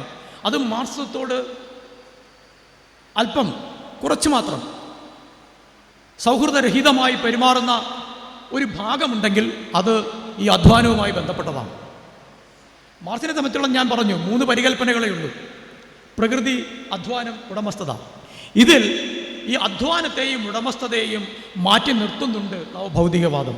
പകരം അത് പ്രകൃതി എന്ന് പറയുന്നത് നമ്മുടെ മാർക്സത്തിൻ്റെ ആയാലും മറ്റ് ശാസ്ത്രീയ പരികൽപ്പനകളുടേതായാലും അളവുകോലുകൾ കൊണ്ട് മാത്രം അളക്കാൻ കഴിയുന്നതല്ല എന്നും, മനുഷ്യരല്ലാത്ത നമ്മൾ തന്നെ ഉണ്ടാക്കിക്കൂട്ടിയ സാങ്കേതിക സമുച്ചയത്തിൻ്റെ അസംബ്ലേജ് എന്ന് പറയുന്നതും മൃഗങ്ങളും പക്ഷികളും എല്ലാം അടങ്ങുന്ന ഒരു സമഗ്രതയാണ് ഈ പ്രകൃതി എന്നത് സാമൂഹിക ശാസ്ത്ര പരിപ്രേക്ഷ്യത്തിൽ മാത്രം ചിന്തിക്കുമ്പോൾ നമുക്ക് കരഗതമാകുന്ന, നമുക്ക് വെളിവാകുന്ന ഒരാശയമല്ല എന്ന് നവഭൗതികവാദം പറയുന്നുണ്ട്. അത് ഈ ഡൈക്കോട്ടമികളെ, പ്രകൃതി, മനുഷ്യൻ, അധ്വാനം, ഉടമസ്ഥത, അങ്ങനെയൊക്കെയുള്ള ഡൈക്കോട്ടമികൾക്കപ്പുറത്തേക്ക് നമ്മൾ ചിന്തിക്കേണ്ടിയിരിക്കുന്നു എന്ന് ധീരമായി പ്രഖ്യാപിക്കുന്ന ഒരു പ്രത്യയശാസ്ത്രമാണ് നവഭൗതികവാദത്തിൻ്റെത്. നവഭൗതികവാദത്തെ സംബന്ധിച്ചോളം എനിക്ക് ഏറ്റവും ശ്രദ്ധേയമായി തോന്നിയ ഒരു കാര്യം, അതിൻ്റെ പ്രയോക്താക്കളെല്ലാം, അതിൻ്റെ കൂടുതൽ ചിന്തകൾ വികസിപ്പിച്ചവരെല്ലാം അവർ മാർക്സിസ്റ്റുകൾ കൂടിയാണ്. പക്ഷേ മാർക്സിസ്റ്റുകൾ കൂടിയാണെങ്കിലും ഇന്ന് ഈ വേദിയിൽ ഇല്ലാത്തവരാണ്, സ്ത്രീകളാണ്. Elizabeth Grosz, Donna Haraway, Jane Bennett, നിരവധി പ്രധാനപ്പെട്ട സ്ത്രീ ചിന്തകർ. നമ്മൾ കേരളത്തിൽ എപ്പോഴെങ്കിലും സ്ത്രീ ചിന്തകർ എന്ന് ആലോചിക്കാറുണ്ട്. ചിന്തകർ എന്ന് പറഞ്ഞാൽ പുരുഷനാണ്, നിരൂപകൻ എന്ന് പറഞ്ഞാൽ പുരുഷനാണ്. ബൗദ്ധികമായി ചിന്തിക്കുന്നതെല്ലാം പുരുഷന്മാരാണ് എന്നൊരു ധാരണ നമുക്കുണ്ട്. എന്നാൽ മറ്റേ ഈ സന്തോഷ് ജോർജ് ഇങ്ങനെ പറയുന്ന പോലെ പാശ്ചാത്യ ലോകത്ത് അങ്ങനെയല്ല. അദ്ദേഹത്തിൻ്റെ ഒരു ട്രോൾ ഇറക്കാറുണ്ടല്ലോ ആൾക്കാർ, പാശ്ചാത്യ ലോകത്ത് എന്നാൽ അങ്ങനെയല്ല എന്ന് പറഞ്ഞ് ഫേസ്ബുക്കിലൊക്കെ ഞാൻ കണ്ടിട്ടുണ്ട്. അദ്ദേഹത്തെ ചെറുതായി ഒന്ന് കളിയാക്കുന്ന രീതിയിലുള്ള ഒരു പോസ്റ്റർ. പാശ്ചാത്യ ലോകത്തെ മാത്രം കാര്യമല്ല, ലോകത്തെമ്പാടും, ലാറ്റിൻ അമേരിക്കയിൽ, എന്തിന് നമുക്ക് ശേഷം സ്വാതന്ത്ര്യം കിട്ടിയ ദക്ഷിണാഫ്രിക്കയിൽ, കൊറിയയിൽ, മറ്റ് പല പ്രദേശങ്ങളിലും സ്ത്രീകളുടേതായ ദാർശനിക മുന്നേറ്റം, സൈദ്ധാന്തിക മുന്നേറ്റം ഉണ്ടാവുന്നുണ്ട്. നമ്മളതിനെ പൂർണ്ണമായിട്ട് കണക്കിലെടുക്കില്ല. നവഭൗതികവാദത്തിൻ്റെ ഏറ്റവും വലിയ പ്രത്യേകത അതിൻ്റെ പ്രധാനപ്പെട്ട പ്രയോക്താക്കളെല്ലാം തന്നെ യാദർച്ഛികമാവാം, അല്ലാതാവാം, സ്ത്രീകളാണ്. അവർ ചോദിക്കുന്നത് ഈ മനുഷ്യൻ എന്ന് പറയുന്ന ഈ പരികൽപ്പന ഉന്തി ഉന്തി ഉന്തി ഉന്തി നിങ്ങൾ എത്ര കാലം മുന്നോട്ട് പോകും എന്നാണ്. മനുഷ്യൻ എന്ന പരികൽപ്പന അവസാനിച്ച് കഴിഞ്ഞില്ലേ? മനുഷ്യനെന്ന പരികൽപ്പനയിൽ ഈ ഒരു മാസ്കുലിൻ, ഈ ഒരു പുരുഷ ആധിപത്യത്തിൻ്റേത് മാത്രമായ സത്ത കുത്തി നിറച്ച് ഈ ചക്കടാ വണ്ടി എത്ര കാലം നിങ്ങൾ ഉന്തി മുന്നോട്ട് കൊണ്ടുപോകും എന്ന് ഈ സ്ത്രീ ചിന്തകർ ചോദിക്കുന്നുണ്ട്. അവർ എന്ത് ചെയ്യണമെന്ന് ചോദിക്കുന്നിടത്ത് അവർ പറയുന്ന ഉത്തരങ്ങൾ സ്വീകരിക്കാൻ ഈ പുരുഷാധിപത്യ സമൂഹം തയ്യാറല്ല. കാരണം അവർ യുദ്ധത്തിനെതിരാണ്. നവഭൗതികവാദം ആ അർത്ഥത്തിൽ യുദ്ധത്തിനെതിരാണ്. കാരണം യുദ്ധം പ്രകൃതിയിൽ ഉണ്ടാക്കുന്ന പ്രശ്നങ്ങളെക്കുറിച്ച് നമ്മൾ ആലോചിക്കാറുണ്ട്. നമുക്കിപ്പോൾ ക്വാറി പൊട്ടിക്കുന്നതിനെ കുറിച്ച് വളരെ പെട്ടെന്ന് ആലോചിക്കാം. അതിന് പ്രാധാന്യമില്ലെന്നല്ല ഞാൻ പറയുന്നത്. യുദ്ധം ഏത് ചിന്തകൻ, ഏത് പുരുഷ ചിന്തകൻ യുദ്ധം പ്രകൃതിയിൽ ഉണ്ടാക്കുന്ന ആഘാതത്തെക്കുറിച്ച് എഴുതിയിട്ടുണ്ട്? ഏത് പുരുഷ ചിന്തകൻ മൃഗങ്ങളും മനുഷ്യനും തമ്മിൽ ഉണ്ടാവേണ്ട സൗഹൃദത്തെക്കുറിച്ച് എഴുതിയിട്ടുണ്ട്? ഏത് പുരുഷ ചിന്തകൻ മനുഷ്യർക്കിടയിൽ ഉണ്ടാവേണ്ട സമഭാവനകളെക്കുറിച്ച് പ്രകൃതിയുമായി ബന്ധപ്പെടുത്തി അതൊരു നൈസർഗികമായ പരിണാമം എന്നുള്ള രീതിയിൽ മനുഷ്യൻ എന്ന് പറയുന്ന ആ ജൈവാസ്തിത്വത്തിൻ്റെ സാമൂഹികമായ പരിണാമം എന്നുള്ള അർത്ഥത്തിൽ മനസ്സിലാക്കി എഴുതിയിട്ടുണ്ട്? വളരെ കുറവാണ്, ഇല്ലെങ്കിൽ ഇല്ലെന്ന് തന്നെ പറയാം. അവിടെയാണ് ഈ റോസ് ബ്രൈദാത്തിയെ പോലെയുള്ള, ജെയിൻ ബാരറ്റിനെ പോലെയുള്ള, കരാഡിനെ പോലെയുള്ള, ഹോണ ഡാരാവയെ പോലെയുള്ള, ഹരാവയെ പോലെയുള്ള, ഡോണ ഹരാവയെ പോലെയുള്ള ചിന്തകർ നവഭൗതികവാദത്തിൻ്റെ ചിന്തയുമായി കടന്നു വന്നത്. അതിന് മാർക്സുമായി ശത്രുതാപരമായ ഒരു ബന്ധമുണ്ട് എന്നുള്ളത് ഞാൻ സമ്മതിക്കുന്നുണ്ട്. പക്ഷേ അതേ അവസരത്തിൽ തന്നെ ഇവരാരും മാർക്സത്തെ തള്ളിക്കളഞ്ഞവരല്ല. നമുക്കിപ്പോൾ കേരളത്തിൽ നമ്മളെപ്പോഴും ചിന്തിക്കുന്നത് എങ്ങനെയാണ്? നമ്മളെപ്പോഴും ഒരു പാർട്ടി അടിസ്ഥാനത്തിൽ മാത്രമാണ് നമ്മൾ മാർക്സത്തെക്കുറിച്ച് ചിന്തിക്കാറുള്ളത്. കാരണം ആത്യന്തികമായി നമുക്ക് പാർട്ടിയാണ് പ്രധാനമെന്നുള്ളതുകൊണ്ട് അതിന് ഞാൻ കുറ്റം പറയുന്നില്ല. കാരണം ലോകത്തെ എല്ലാ സ്ഥലത്തും കമ്മ്യൂണിസ്റ്റ് പാർട്ടികൾ അങ്ങനെ തന്നെയാണ് പ്രവർത്തിച്ചിട്ടുള്ളത്. അങ്ങനെ അല്ലാതെ പ്രവർത്തിക്കാൻ കമ്മ്യൂണിസ്റ്റ് പാർട്ടികൾക്ക് ആ അർത്ഥത്തിൽ സാധ്യമല്ല. പക്ഷേ നമ്മൾ നേരിടുന്ന വെല്ലുവിളികളുമായി ബന്ധപ്പെടുത്തി ആ വെല്ലുവിളികളെ ഒരു മനുഷ്യവംശം എന്നുള്ള രീതിയിൽ നമ്മൾ എങ്ങനെ നേരിടും എന്ന ചോദ്യം ചോദിക്കുമ്പോൾ കുറെ കൂടി വിശാലമായ അർത്ഥത്തിൽ ഇത്തരം പ്രക്രിയകളെ മനസ്സിലാക്കാനുള്ള സാമൂഹിക ബാധ്യത മറ്റാർക്കുമില്ലെങ്കിലും മാർക്സിസ്റ്റുകൾക്കുണ്ട് എന്നുള്ളത് കൂടി നമ്മൾ മനസ്സിലാക്കേണ്ടതുണ്ട്. അവിടെയാണ് ഈ വ്യത്യാസം വരുന്നത്. അതുകൊണ്ട് മാർക്സിസവുമായി സൗഹാർദ്ദപരമായ ഒരു ബന്ധം പുലർത്തുന്നവരാണ് ഈ പ്രമുഖ ചിന്തകരൊക്കെ തന്നെ. ഇവിടെ ഏറ്റവും പ്രധാനമായിട്ടുള്ളത് നാം ജീവിക്കുന്ന ഒരു സമൂഹം കഴിഞ്ഞ 40 വർഷത്തിനിടയിൽ, ഇന്നിപ്പോൾ സത്യത്തിൽ ഇങ്ങോട്ട് വരുന്ന വഴിക്ക് ഞാനും അനിൽ മാഷും തമ്മിൽ സംസാരിച്ചൊരു പ്രധാനപ്പെട്ട കാര്യം അതാണ്. കഴിഞ്ഞ 40 വർഷത്തിനിടയിൽ ഉണ്ടായ മാറ്റങ്ങൾ നിങ്ങൾ ആരെങ്കിലും ഒന്ന് തിരിഞ്ഞു നോക്കിയിട്ടുണ്ടോ? ഇപ്പോൾ ഒരു 40 വയസ്സായ ഒരാളിവിടെ ഉണ്ടെങ്കിൽ 1980കളിലെ കാര്യം അറിയാൻ സാധിക്കും, 90കളിലെ കാര്യം അറിയാൻ സാധിക്കും. ഈ 90കളിലും 80കളിലും ലോകത്ത് ഉണ്ടായിരുന്നില്ലാത്ത ഒന്നാണ് ഈ ഡിജിറ്റൽ സാങ്കേതികവിദ്യ എന്ന് പറയുന്നത്. അത് ഉണ്ടായിരുന്നായിരിക്കും, അവിടെ ഇവിടെയൊക്കെ ഉണ്ടായിരുന്നു. പക്ഷേ ഇങ്ങനെ സർവന്തര്യാമിയായി ഈ ഭൂമി മുഴുവൻ നിറഞ്ഞു നിൽക്കുന്ന രീതിയിൽ ഈ ഭൂമിയെ മുഴുവൻ നോക്കിക്കാണാൻ കഴിയുന്ന അഭൗതികമായ ശക്തിയോടുകൂടി നിൽക്കുന്ന ഒരു ഡിജിറ്റൽ യുഗം എന്ന് പറയുന്നത് 2000-ന് ശേഷം ഉണ്ടായതാണ്. 20 വയസ്സുള്ള കുട്ടികളാണ് ആ ലോകത്തിലേക്ക് പിറന്നു വീണത്, നമ്മളാരുമല്ല. മൊബൈൽ ഫോൺ ഇല്ലാത്ത ഒരു ലോകം സങ്കല്പിക്കാൻ സാധിക്കില്ല. ഇപ്പോൾ ഈ ഡിജിറ്റൽ സാങ്കേതിക വിദ്യ വന്നതോടുകൂടി ഈ ലോകത്തിൻ്റെ മുഖം തന്നെ മാറിപ്പോയി. പക്ഷേ ഞാൻ എൻ്റെ പുസ്തകങ്ങളിൽ, എൻ്റെ ലേഖനങ്ങളിൽ പറയാൻ ആഗ്രഹിക്കുന്ന ഒരു കാര്യമുണ്ട്. പോസ്റ്റ് ഹ്യൂമൻ വിചാരലോകങ്ങൾ എന്ന് പറഞ്ഞൊരു പുസ്തകം ഞാൻ എഴുതാൻ ഇടയായി. ആ പുസ്തകത്തിൽ ഞാൻ ഈ കാര്യം വളരെ കൃത്യമായി സൂചിപ്പിക്കുന്നുണ്ട്. ഇന്നത്തെ ഈ ലോകം സൃഷ്ടിച്ചത് മുതലാളിത്തമാണ്. മുതലാളിത്തം അത് സൃഷ്ടിച്ചത് 1970-കൾക്ക് ശേഷമാണ്. 1970-കൾക്ക് ശേഷമാണ് ലോകത്ത് നിയോ ലിബറലിസം എന്ന് പറയുന്ന പ്രത്യയശാസ്ത്രം കടന്നു വന്നത്. അതിനു മുൻപ് അതുണ്ടായിരുന്നില്ല. അതാണ് മാർക്സിസവും നവഭൗതികവാദവും തമ്മിലുള്ള ഏറ്റവും അടിസ്ഥാനപരമായ ബന്ധം. ഈ നിയോ ലിബറൽ മുതലാളിത്തത്തിൻ്റെ ഏറ്റവും ശക്തമായ വിമർശനം നവഭൗതികവാദം മുന്നോട്ട് വയ്ക്കുന്നു എന്നുള്ളതാണ്. ഈ സ്ത്രീകൾ മുന്നോട്ട് വയ്ക്കുന്നു എന്നുള്ളതാണ് മുതലാളിത്തത്തിൻ്റെ ഏറ്റവും ശക്തമായ വിമർശനം. അത് വെറും വിമർശനമല്ല, കാതലായ അതിൻ്റെ ടെക്നോക്രാറ്റിക് രീതികളെക്കുറിച്ച് നമ്മുടെയെല്ലാം ജീവിതത്തെ സമഗ്രമായി ആവാഹിച്ചെടുത്ത് അതിനെ മറ്റൊന്നാക്കി മാറ്റി തീർക്കുന്ന വിഭീഷണമായ ഈ ഭൗതിക സാഹചര്യത്തെക്കുറിച്ച് ആശങ്കാകുലരായി അവർ എഴുതുന്ന കൃതികളാണിതെല്ലാം തന്നെ. നിയോ ലിബറലിസം എന്ന് പറയുന്നത് നമുക്ക് വെറുതെ ചിരിച്ചു കളയാവുന്ന ഒരു വാക്കല്ല. ഇന്നത്തെ ഈ ഡിജിറ്റൽ സാങ്കേതിക വിദ്യയ്ക്ക്, ഇന്നത്തെ ഈ ജനിതക സാങ്കേതിക വിദ്യയ്ക്ക് അടിസ്ഥാനമിട്ടത് നിയോ ലിബറലിസമാണ്. നോക്കൂ മുതലാളിത്തത്തിൻ്റെ ദീർഘവീക്ഷണം. എനിക്കറിയാം, അനിൽ മാഷിനും ഓർമ്മയുണ്ടാവും, നമ്മൾ ഡങ്കൽ ഡ്രാഫ്റ്റിനെതിരെ സമരം ചെയ്തത് 80കളിൽ. ഡങ്കൽ ഡ്രാഫ്റ്റ് എന്ന് പറയുന്നത് ലോക വ്യാപാര സംഘടനയുടെ അടിസ്ഥാന തത്വങ്ങളെ പൂർണ്ണമായും മാറ്റിക്കൊണ്ട് പുതിയ നിയമങ്ങൾ, ലോക വ്യാപാരത്തിൽ പുതിയ നിയമങ്ങൾ കൊണ്ടുവന്നതാണ്. ലോക വ്യാപാരത്തിൽ പുതിയ നിയമങ്ങളും കൊണ്ടുവരുന്നതും നമ്മളും തമ്മിൽ എന്താണ് ബന്ധം? അടിസ്ഥാനപരമായൊരു ബന്ധമുണ്ട്. അതിലവർ മാറ്റിമറിക്കാൻ ശ്രമിച്ചത് അതുവരെ നിലനിന്നിരുന്ന പകർപ്പവകാശ നിയമങ്ങളെയാണ്.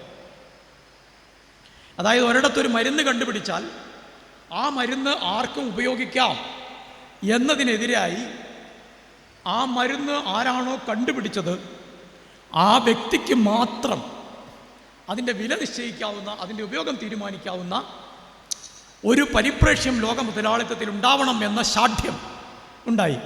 ഇന്ത്യയിൽ, ലാറ്റിൻ അമേരിക്കയിൽ, ആഫ്രിക്കയിൽ ഒക്കെ തന്നെ ഇതിനെതിരെ വ്യാപകമായ സമരങ്ങളുണ്ടായി. നമ്മൾ ആഗോളതലത്തിൽ പരാജയപ്പെട്ട ഒരു ജനതയാണ്, കേരളത്തിൽ മാത്രമല്ല. പക്ഷേ ആ പരാജയപ്പെട്ടത് നമ്മൾ സമരം ചെയ്യാതെയല്ല. എല്ലാ സമരങ്ങളും നമ്മളെ വിജയത്തിൽ കൊണ്ട് എത്തിക്കുന്നില്ല. പകരം നമ്മൾ പരാജയപ്പെട്ടിട്ടുണ്ട്. ആ പരാജയങ്ങളിൽ ഒന്നാണ് ന്യൂ ലിബറലിസത്തിനോട് ഏറ്റുമുട്ടി നമ്മൾ പരാജയപ്പെട്ടത്. ഇന്നും നമ്മൾ ന്യൂ ലിബറലിസത്തിനെതിരെയുള്ള ആ സമരം തുടരുകയാണ് ചെയ്യുന്നത്. ഈ വളരെ അടുത്ത കാലത്തായി നമ്മുടെ സമൂഹത്തിൽ ഈ ഡിജിറ്റൽ സാങ്കേതികവിദ്യ വന്നതിന് ശേഷം നമ്മുടെ സമൂഹത്തിൻ്റെ ഗതിവിഗതികളെക്കുറിച്ച് ചിന്തിച്ച മറ്റൊരു ചിന്തകൻ ഒരു കൊറിയൻ ചിന്തകനാണ്. നമ്മളെപ്പോഴും പാശ്ചാത്യ ചിന്തകരെ മാത്രം കാണേണ്ടതില്ല.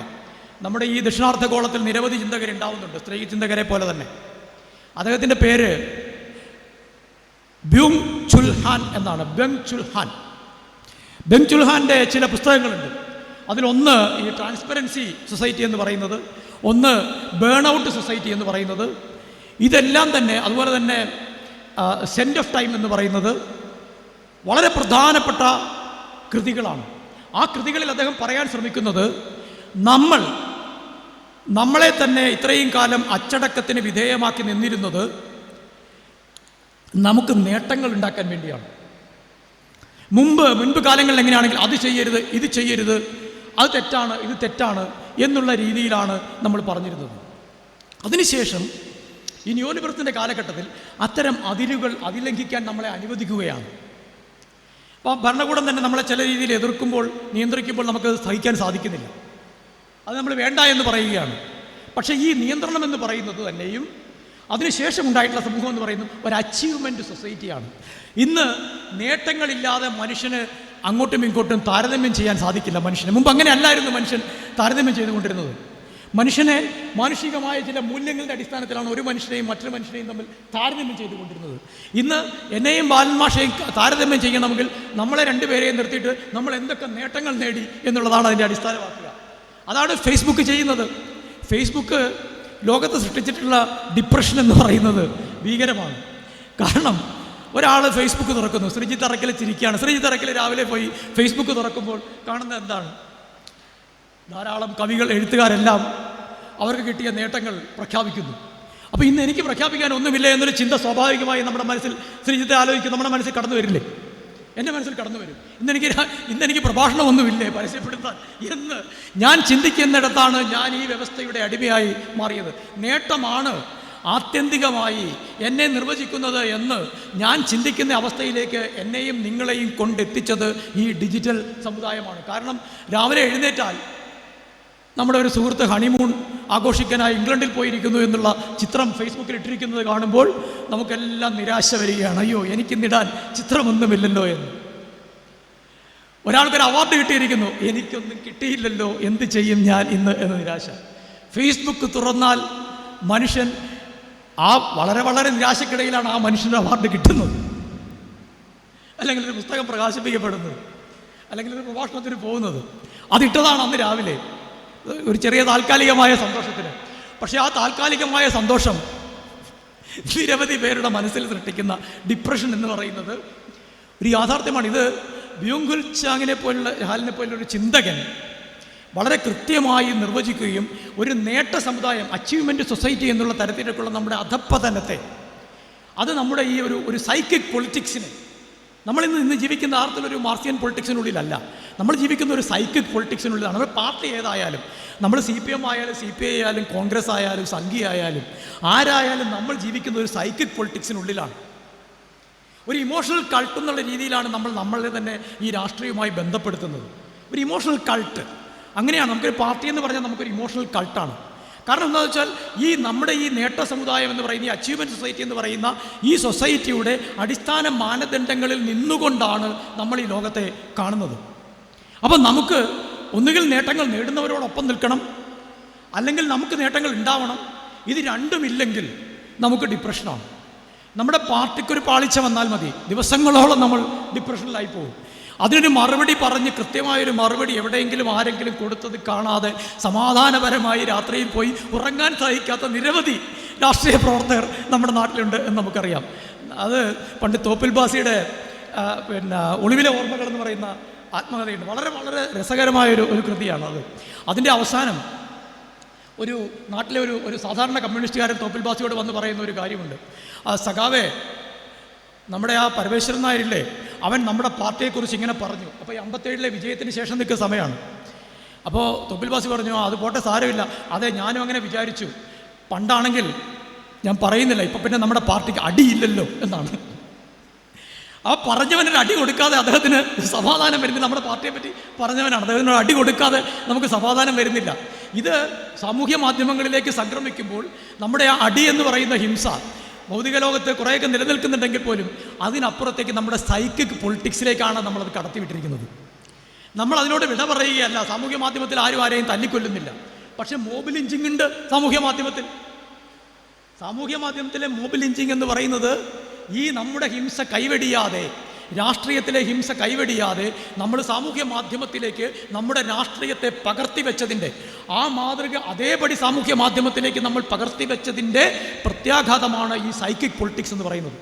ആ സൈക്കിക് പൊളിറ്റിക്സിൻ്റെ വക്താക്കളായി നമ്മൾ ഈ ആധുനിക സമൂഹത്തിൽ മാറിക്കൊണ്ടിരിക്കുന്നു എന്ന ചിന്ത വളരെ പ്രധാനപ്പെട്ട ഒന്നാണ്. ആ തിരിച്ചറിവിൻ്റെ ഏറ്റവും പ്രധാനപ്പെട്ട ഘടകമാണ് നമ്മുടെ നേതാവിൻ്റെ ഒരു വാക്ക്, നമ്മുടെ ഒരു സഹപ്രവർത്തകൻ്റെ ഒരു തിരിച്ചു പറച്ചിൽ, ഒരു പ്രത്യാക്രമണം നമുക്ക് ചെയ്യാൻ സാധിച്ചില്ലെങ്കിൽ പോലും അവർ ചെയ്യുന്നുണ്ടെങ്കിൽ അത് കണ്ട് നമ്മൾ സന്തോഷിക്കുന്ന ഒരു മനസ്ഥിതി എന്ന് പറയുന്നത് ഈ സാമൂഹ്യ മാധ്യമങ്ങളിലേക്ക് ഈ സൈക്കിക് പൊളിറ്റിക്സിൻ്റെ രാഷ്ട്രീയത്തെ ഒരു ഇമോഷണൽ കൾട്ടായി നമ്മൾ കാണുന്നതിൻ്റെ പ്രത്യാഘാതമാണ്.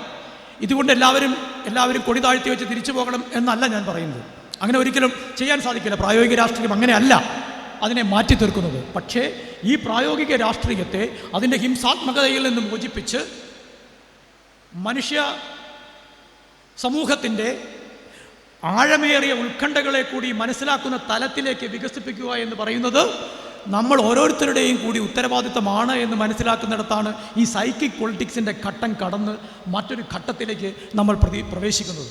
അവിടെയാണ് ഈ നവഭൗതികവാദ ചിന്ത. കാരണം ആശയവാദത്തിനോ നമ്മളീ പറയുന്ന ആത്മീയ ചിന്തകൾക്കോ അല്ലെങ്കിൽ അങ്ങേയറ്റത്തെ സ്വത്വരാഷ്ട്രീയത്തിൻ്റെ മാത്രം അടിസ്ഥാനത്തിൽ ചിന്തിക്കുന്നവർക്കോ ഒരിക്കലും കടന്നു ചെല്ലാൻ കഴിയാത്ത ഒരു മേഖലയുണ്ട് ഈ വർഗരാഷ്ട്രീയത്തിന് കടന്നു ചെല്ലാൻ കഴിയുന്നത്.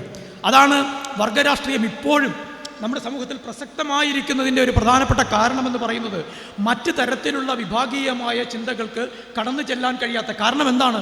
മാർസിൻ്റെ ഏറ്റവും അടിസ്ഥാനപരമായ 3 ഘടകങ്ങൾ, പ്രകൃതി, അധ്വാനം, ഉടമസ്ഥത എന്ന് പറയുന്നതാണ് മാനുഷിക സംഘാടനത്തിൻ്റെ ഏറ്റവും അടിസ്ഥാനപരമായ രൂപം എന്നുള്ളത് കൊണ്ട് തന്നെ ഈ ഉടമസ്ഥത എന്ന് പറയുന്നത് വർഗരാഷ്ട്രീയമാണ് എന്നുള്ളത് കൊണ്ട് തന്നെ, കാരണം ഈ ഉടമസ്ഥത വന്നപ്പോഴാണല്ലോ മുതലാളിയും തൊഴിലാളിയും ഉണ്ടായത്, അല്ലെങ്കിൽ അധ്വാനം മാത്രമേ ഉള്ളൂ.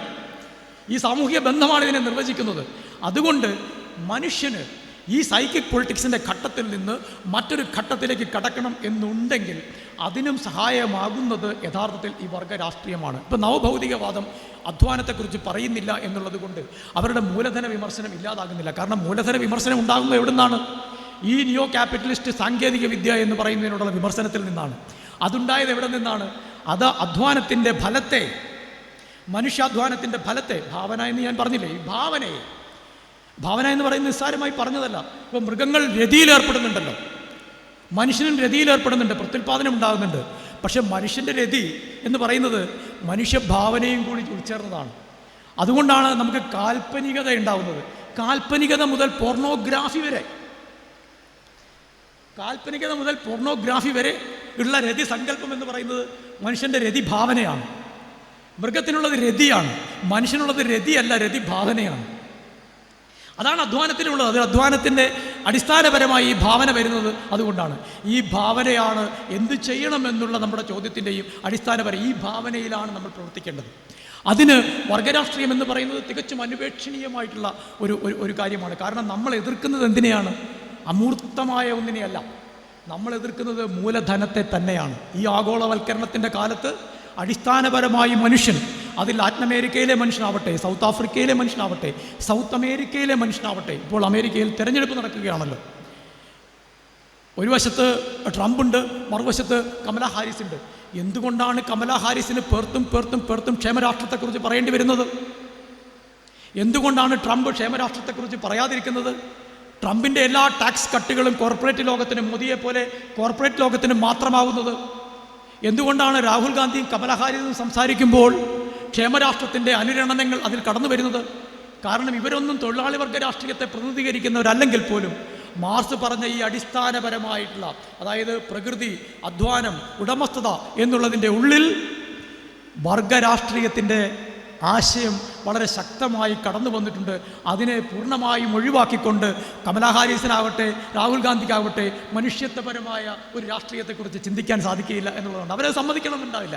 കാരണം ഇപ്പോൾ രാഹുൽ ഗാന്ധിയെ കമ്മ്യൂണിസ്റ്റ് എന്ന് വിളിച്ചാൽ അദ്ദേഹം സംഭവിക്കുകയില്ല. കമലാ ഹാരിസിനെ കമ്മ്യൂണിസ്റ്റ് എന്ന് വിളിച്ച് ആക്ഷേപിക്കാനാണ് ട്രംപ് ശ്രമിക്കുന്നത്. ഷീസ് എ കമ്മ്യൂണിസ്റ്റ് എന്നാണ് അദ്ദേഹം പറയുന്നത്. ഷീസ് എ മാർക്സിസ്റ്റ് എന്നൊക്കെ പറയുന്നുണ്ട് അദ്ദേഹം. അവർക്ക് ഇതുമായിട്ടൊന്നും ഒരു ബന്ധവുമില്ല.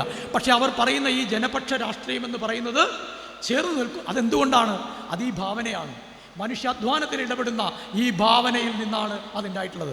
അതുകൊണ്ട് തന്നെ ഏറ്റവും ശക്തമായി ഇന്നത്തെ മൂലധനത്തിനെതിരെയുള്ള നമ്മുടെ പ്രവർത്തനങ്ങളുടെ ഇടപെടലിൻ്റെ അടിസ്ഥാനമായി നമ്മൾ ഈ വർഗരാഷ്ട്രീയത്തെ, പാർട്ടി രാഷ്ട്രീയം എന്നുള്ള അർത്ഥത്തിൽ മാത്രമല്ല ഞാൻ കാണുന്നത്. അതാണ് നവഭൗതികവാദവും മാർക്സും തമ്മിലുള്ള ബന്ധം. ഇപ്പോൾ ഞാൻ പ്രളയത്തെക്കുറിച്ച് പറഞ്ഞു, വയനാടിനെക്കുറിച്ച് പറയാതെ ഈ പ്രഭാഷണം അവസാനിപ്പിക്കാൻ സാധിക്കില്ല. അതിനുശേഷം ഉണ്ടായതാണ് വയനാട്ടിലെ ദുരന്തം. അത് മനുഷ്യനിർമ്മിതമാണോ അല്ലെങ്കിൽ പ്രകൃതി നിർമ്മിതമാണോ എന്നുള്ളതിനെക്കുറിച്ച് നമ്മുടെ നാട്ടിൽ ചർച്ച നടക്കുന്നുണ്ട്. പക്ഷേ നിങ്ങളൊന്ന് ആലോചിച്ച് നോക്കുക, ആ ചർച്ചയുടെ അടിസ്ഥാനം എന്താണ്? ഒരു സൈക്കിക് പൊളിറ്റിക്സ് അല്ലേ? നമ്മളെല്ലാം പിൻപറ്റുന്ന ഒരു സൈക്കിക് പൊളിറ്റിക്സ്. അതായത് കേരളത്തിൽ നിലനിൽക്കുന്ന ഭരണകൂടത്തെ അനുകൂലിക്കുന്നവരും പ്രതികൂലിക്കുന്നവരും എന്നുമുള്ള ഒരു ഡൈക്കോട്ടമിയിലേക്ക് മാത്രം ചുരുക്കിക്കൊണ്ട് ഇതിനെ കാണുമ്പോൾ, കാരണം വെച്ചാൽ ഇതിനെ നമ്മൾ മനുഷ്യനിർമ്മിതമെന്ന് വിമർശിച്ചു പോയാൽ അത് സർക്കാരിനെതിരെയുള്ള വിമർശനമായി മാറുമോ എന്നുള്ളൊരു ഭീതി, അത് ഇല്ലാത്ത ഭീതിയാണെന്ന് ഞാൻ പറയുന്നില്ല, അടിസ്ഥാനമുള്ള ഭീതിയാണ്. കാരണം അങ്ങനെ ഉപയോഗിക്കപ്പെടാം. തീർച്ചയായും ഇന്നത്തെ രാഷ്ട്രീയ സാഹചര്യത്തിൽ അതങ്ങനെ ഉപയോഗിക്കപ്പെടാം. പക്ഷേ അതങ്ങനെ ഉപയോഗിക്കപ്പെടാമെന്നുള്ള ഭീതി കൊണ്ട് മാത്രം അത് പറയാതിരിക്കുന്നത് ശരിയാവില്ല എന്നുള്ളതാണ് പ്രധാനം. സർക്കാരിനെതിരെ ഉപയോഗിക്കപ്പെടുമോ എന്നുള്ള ഭീതി കൊണ്ട് ഒരു യാഥാർത്ഥ്യത്തെ നമുക്ക് അവഗണിക്കാൻ സാധിക്കില്ല. അതിൽ മനുഷ്യനിർമ്മിതമായ ഘടകങ്ങളുണ്ട്, പ്രകൃതിയുടേതായിട്ടുള്ള ഘടകങ്ങളുണ്ട്. അത് പരിശോധിക്കേണ്ടതുണ്ട്. 2018 പ്രളയത്തെക്കുറിച്ച് നിശിതമായ പഠനമുള്ള ഒരു പുസ്തകം പോലും പ്രസിദ്ധീകരിച്ചിട്ടില്ലാത്ത ഈ കേരളത്തിൽ ഇത്രയും കാലമായിട്ട് 8 വർഷമായി ഒരു പ്രകൃതിശാസ്ത്രജ്ഞൻ പോലും അതിന് മുതിർന്നിട്ടില്ലാത്ത കേരളത്തിൽ നാം ഇനിയും ഉദ്ഘാടനം ചെയ്യേണ്ട ഒന്നായി ഈ സൈക്കിക് പൊളിറ്റിക്സിനെതിരെയുള്ള രാഷ്ട്രീയം അവശേഷിക്കുകയാണ്, വികസിപ്പിക്കാതെ അവശേഷിക്കുകയാണ്. കാരണം വ്യക്തിപരമായി നാം ഓരോരുത്തരും അതിൽ നിന്ന് പുറത്ത് കടക്കേണ്ടതുണ്ട്. എങ്കിൽ മാത്രമേ ഈ പ്രകൃതിയെപ്പറ്റി തന്നെയുള്ള കേരളീയമായ ഒരു ചിന്ത പോലും നമുക്ക് അടിസ്ഥാനപരമായി വികസിപ്പിക്കാൻ സാധിക്കുകയുള്ളൂ എന്നുള്ളതാണ്. അപ്പോൾ ഇന്നത്തെ പ്രഭാഷണത്തിൽ ഞാൻ പ്രധാനമായും ഇപ്പോൾ നവഭൗതികവാദത്തിൻ്റെയും മാർക്സത്തിൻ്റെയും ഒക്കെ വളരെ വിപുലമായ ആശയങ്ങൾ സൈദ്ധാന്തികമായി നമുക്ക് ചർച്ച ചെയ്യാൻ സാധിക്കുന്നതാണ്. പക്ഷേ അതിൽ നിന്ന് മാറി നിന്നുകൊണ്ട് വളരെ ലളിതമായി നമ്മുടെ സാമൂഹ്യ ജീവിതത്തെ ഏറ്റവും ആത്യന്തികമായി സ്പർശിക്കുന്ന ഈ 3 പരികൽപ്പനകളിൽ മാത്രം ഒതുങ്ങി നിന്നുകൊണ്ട്, ഉടമസ്ഥത, അധ്വാനം, പ്രകൃതി എന്നീ 3 പരികൽപ്പനകളിൽ മാത്രം ഒതുങ്ങി നിന്നുകൊണ്ട് സംസാരിക്കുക എന്നുള്ളതായിരുന്നു എൻ്റെ ലക്ഷ്യം. അതിനുവേണ്ടി ആണ് ഞാൻ ഈ പ്രഭാഷണത്തിന് നവഭൗതികവാദവും മാർക്സിസവും എന്നുള്ള ഒരു പേര് ശ്രീ അനിൽ മാഷിൻ്റെയും കൂടി നിർദ്ദേശത്തിൻ്റെ അടിസ്ഥാനത്തിൽ സ്വീകരിച്ചത്. അത്തരമൊരാശയം, അതായത് ഈ സൈക്കിക് പൊളിറ്റിക്സിൽ നിന്ന് പുറത്ത് കടക്കുക, അതാണ് നമ്മൾ അടിസ്ഥാനപരമായി ചെയ്യേണ്ടത് എന്ന ഒരു സന്ദേശം വളരെ ലളിതമായ രീതിയിൽ മാർക്സിസത്തിൻ്റെയും വർഗരാഷ്ട്രീയത്തിൻ്റെയും ഉള്ളിൽ നിന്ന് വരുന്ന ഈ ആശയത്തെ പങ്കുവെക്കുക എന്ന വളരെ വിനീതമായ ലക്ഷ്യം മാത്രമേ എനിക്ക് പ്രഭാഷണത്തിലുണ്ടായിരുന്നുള്ളൂ. ഗഫൂർ അറക്കലിനെ പോലെ അങ്ങേയറ്റത്തെ മനുഷ്യസ്നേഹിയായ സർഗധനനായ ഒരു എഴുത്തുകാരൻ്റെ അനുസ്മരണ സമ്മേളനത്തിൽ പ്രബുദ്ധമായ ഒരു സദസ്സിനോട് ഇത്രയും വിനീതമായ എൻ്റെ ആശയങ്ങൾ പങ്കുവെക്കാൻ എനിക്ക് സാധിച്ചതിൽ അകമഴിഞ്ഞ സന്തോഷമുണ്ട്. അതിന് അനുസ്മരണ സമിതിയോടും അനിൽ മാഷിനോടും ഞാൻ എൻ്റെ വ്യക്തിപരമായ നന്ദി രേഖപ്പെടുത്തുകയാണ്. നമസ്കാരം.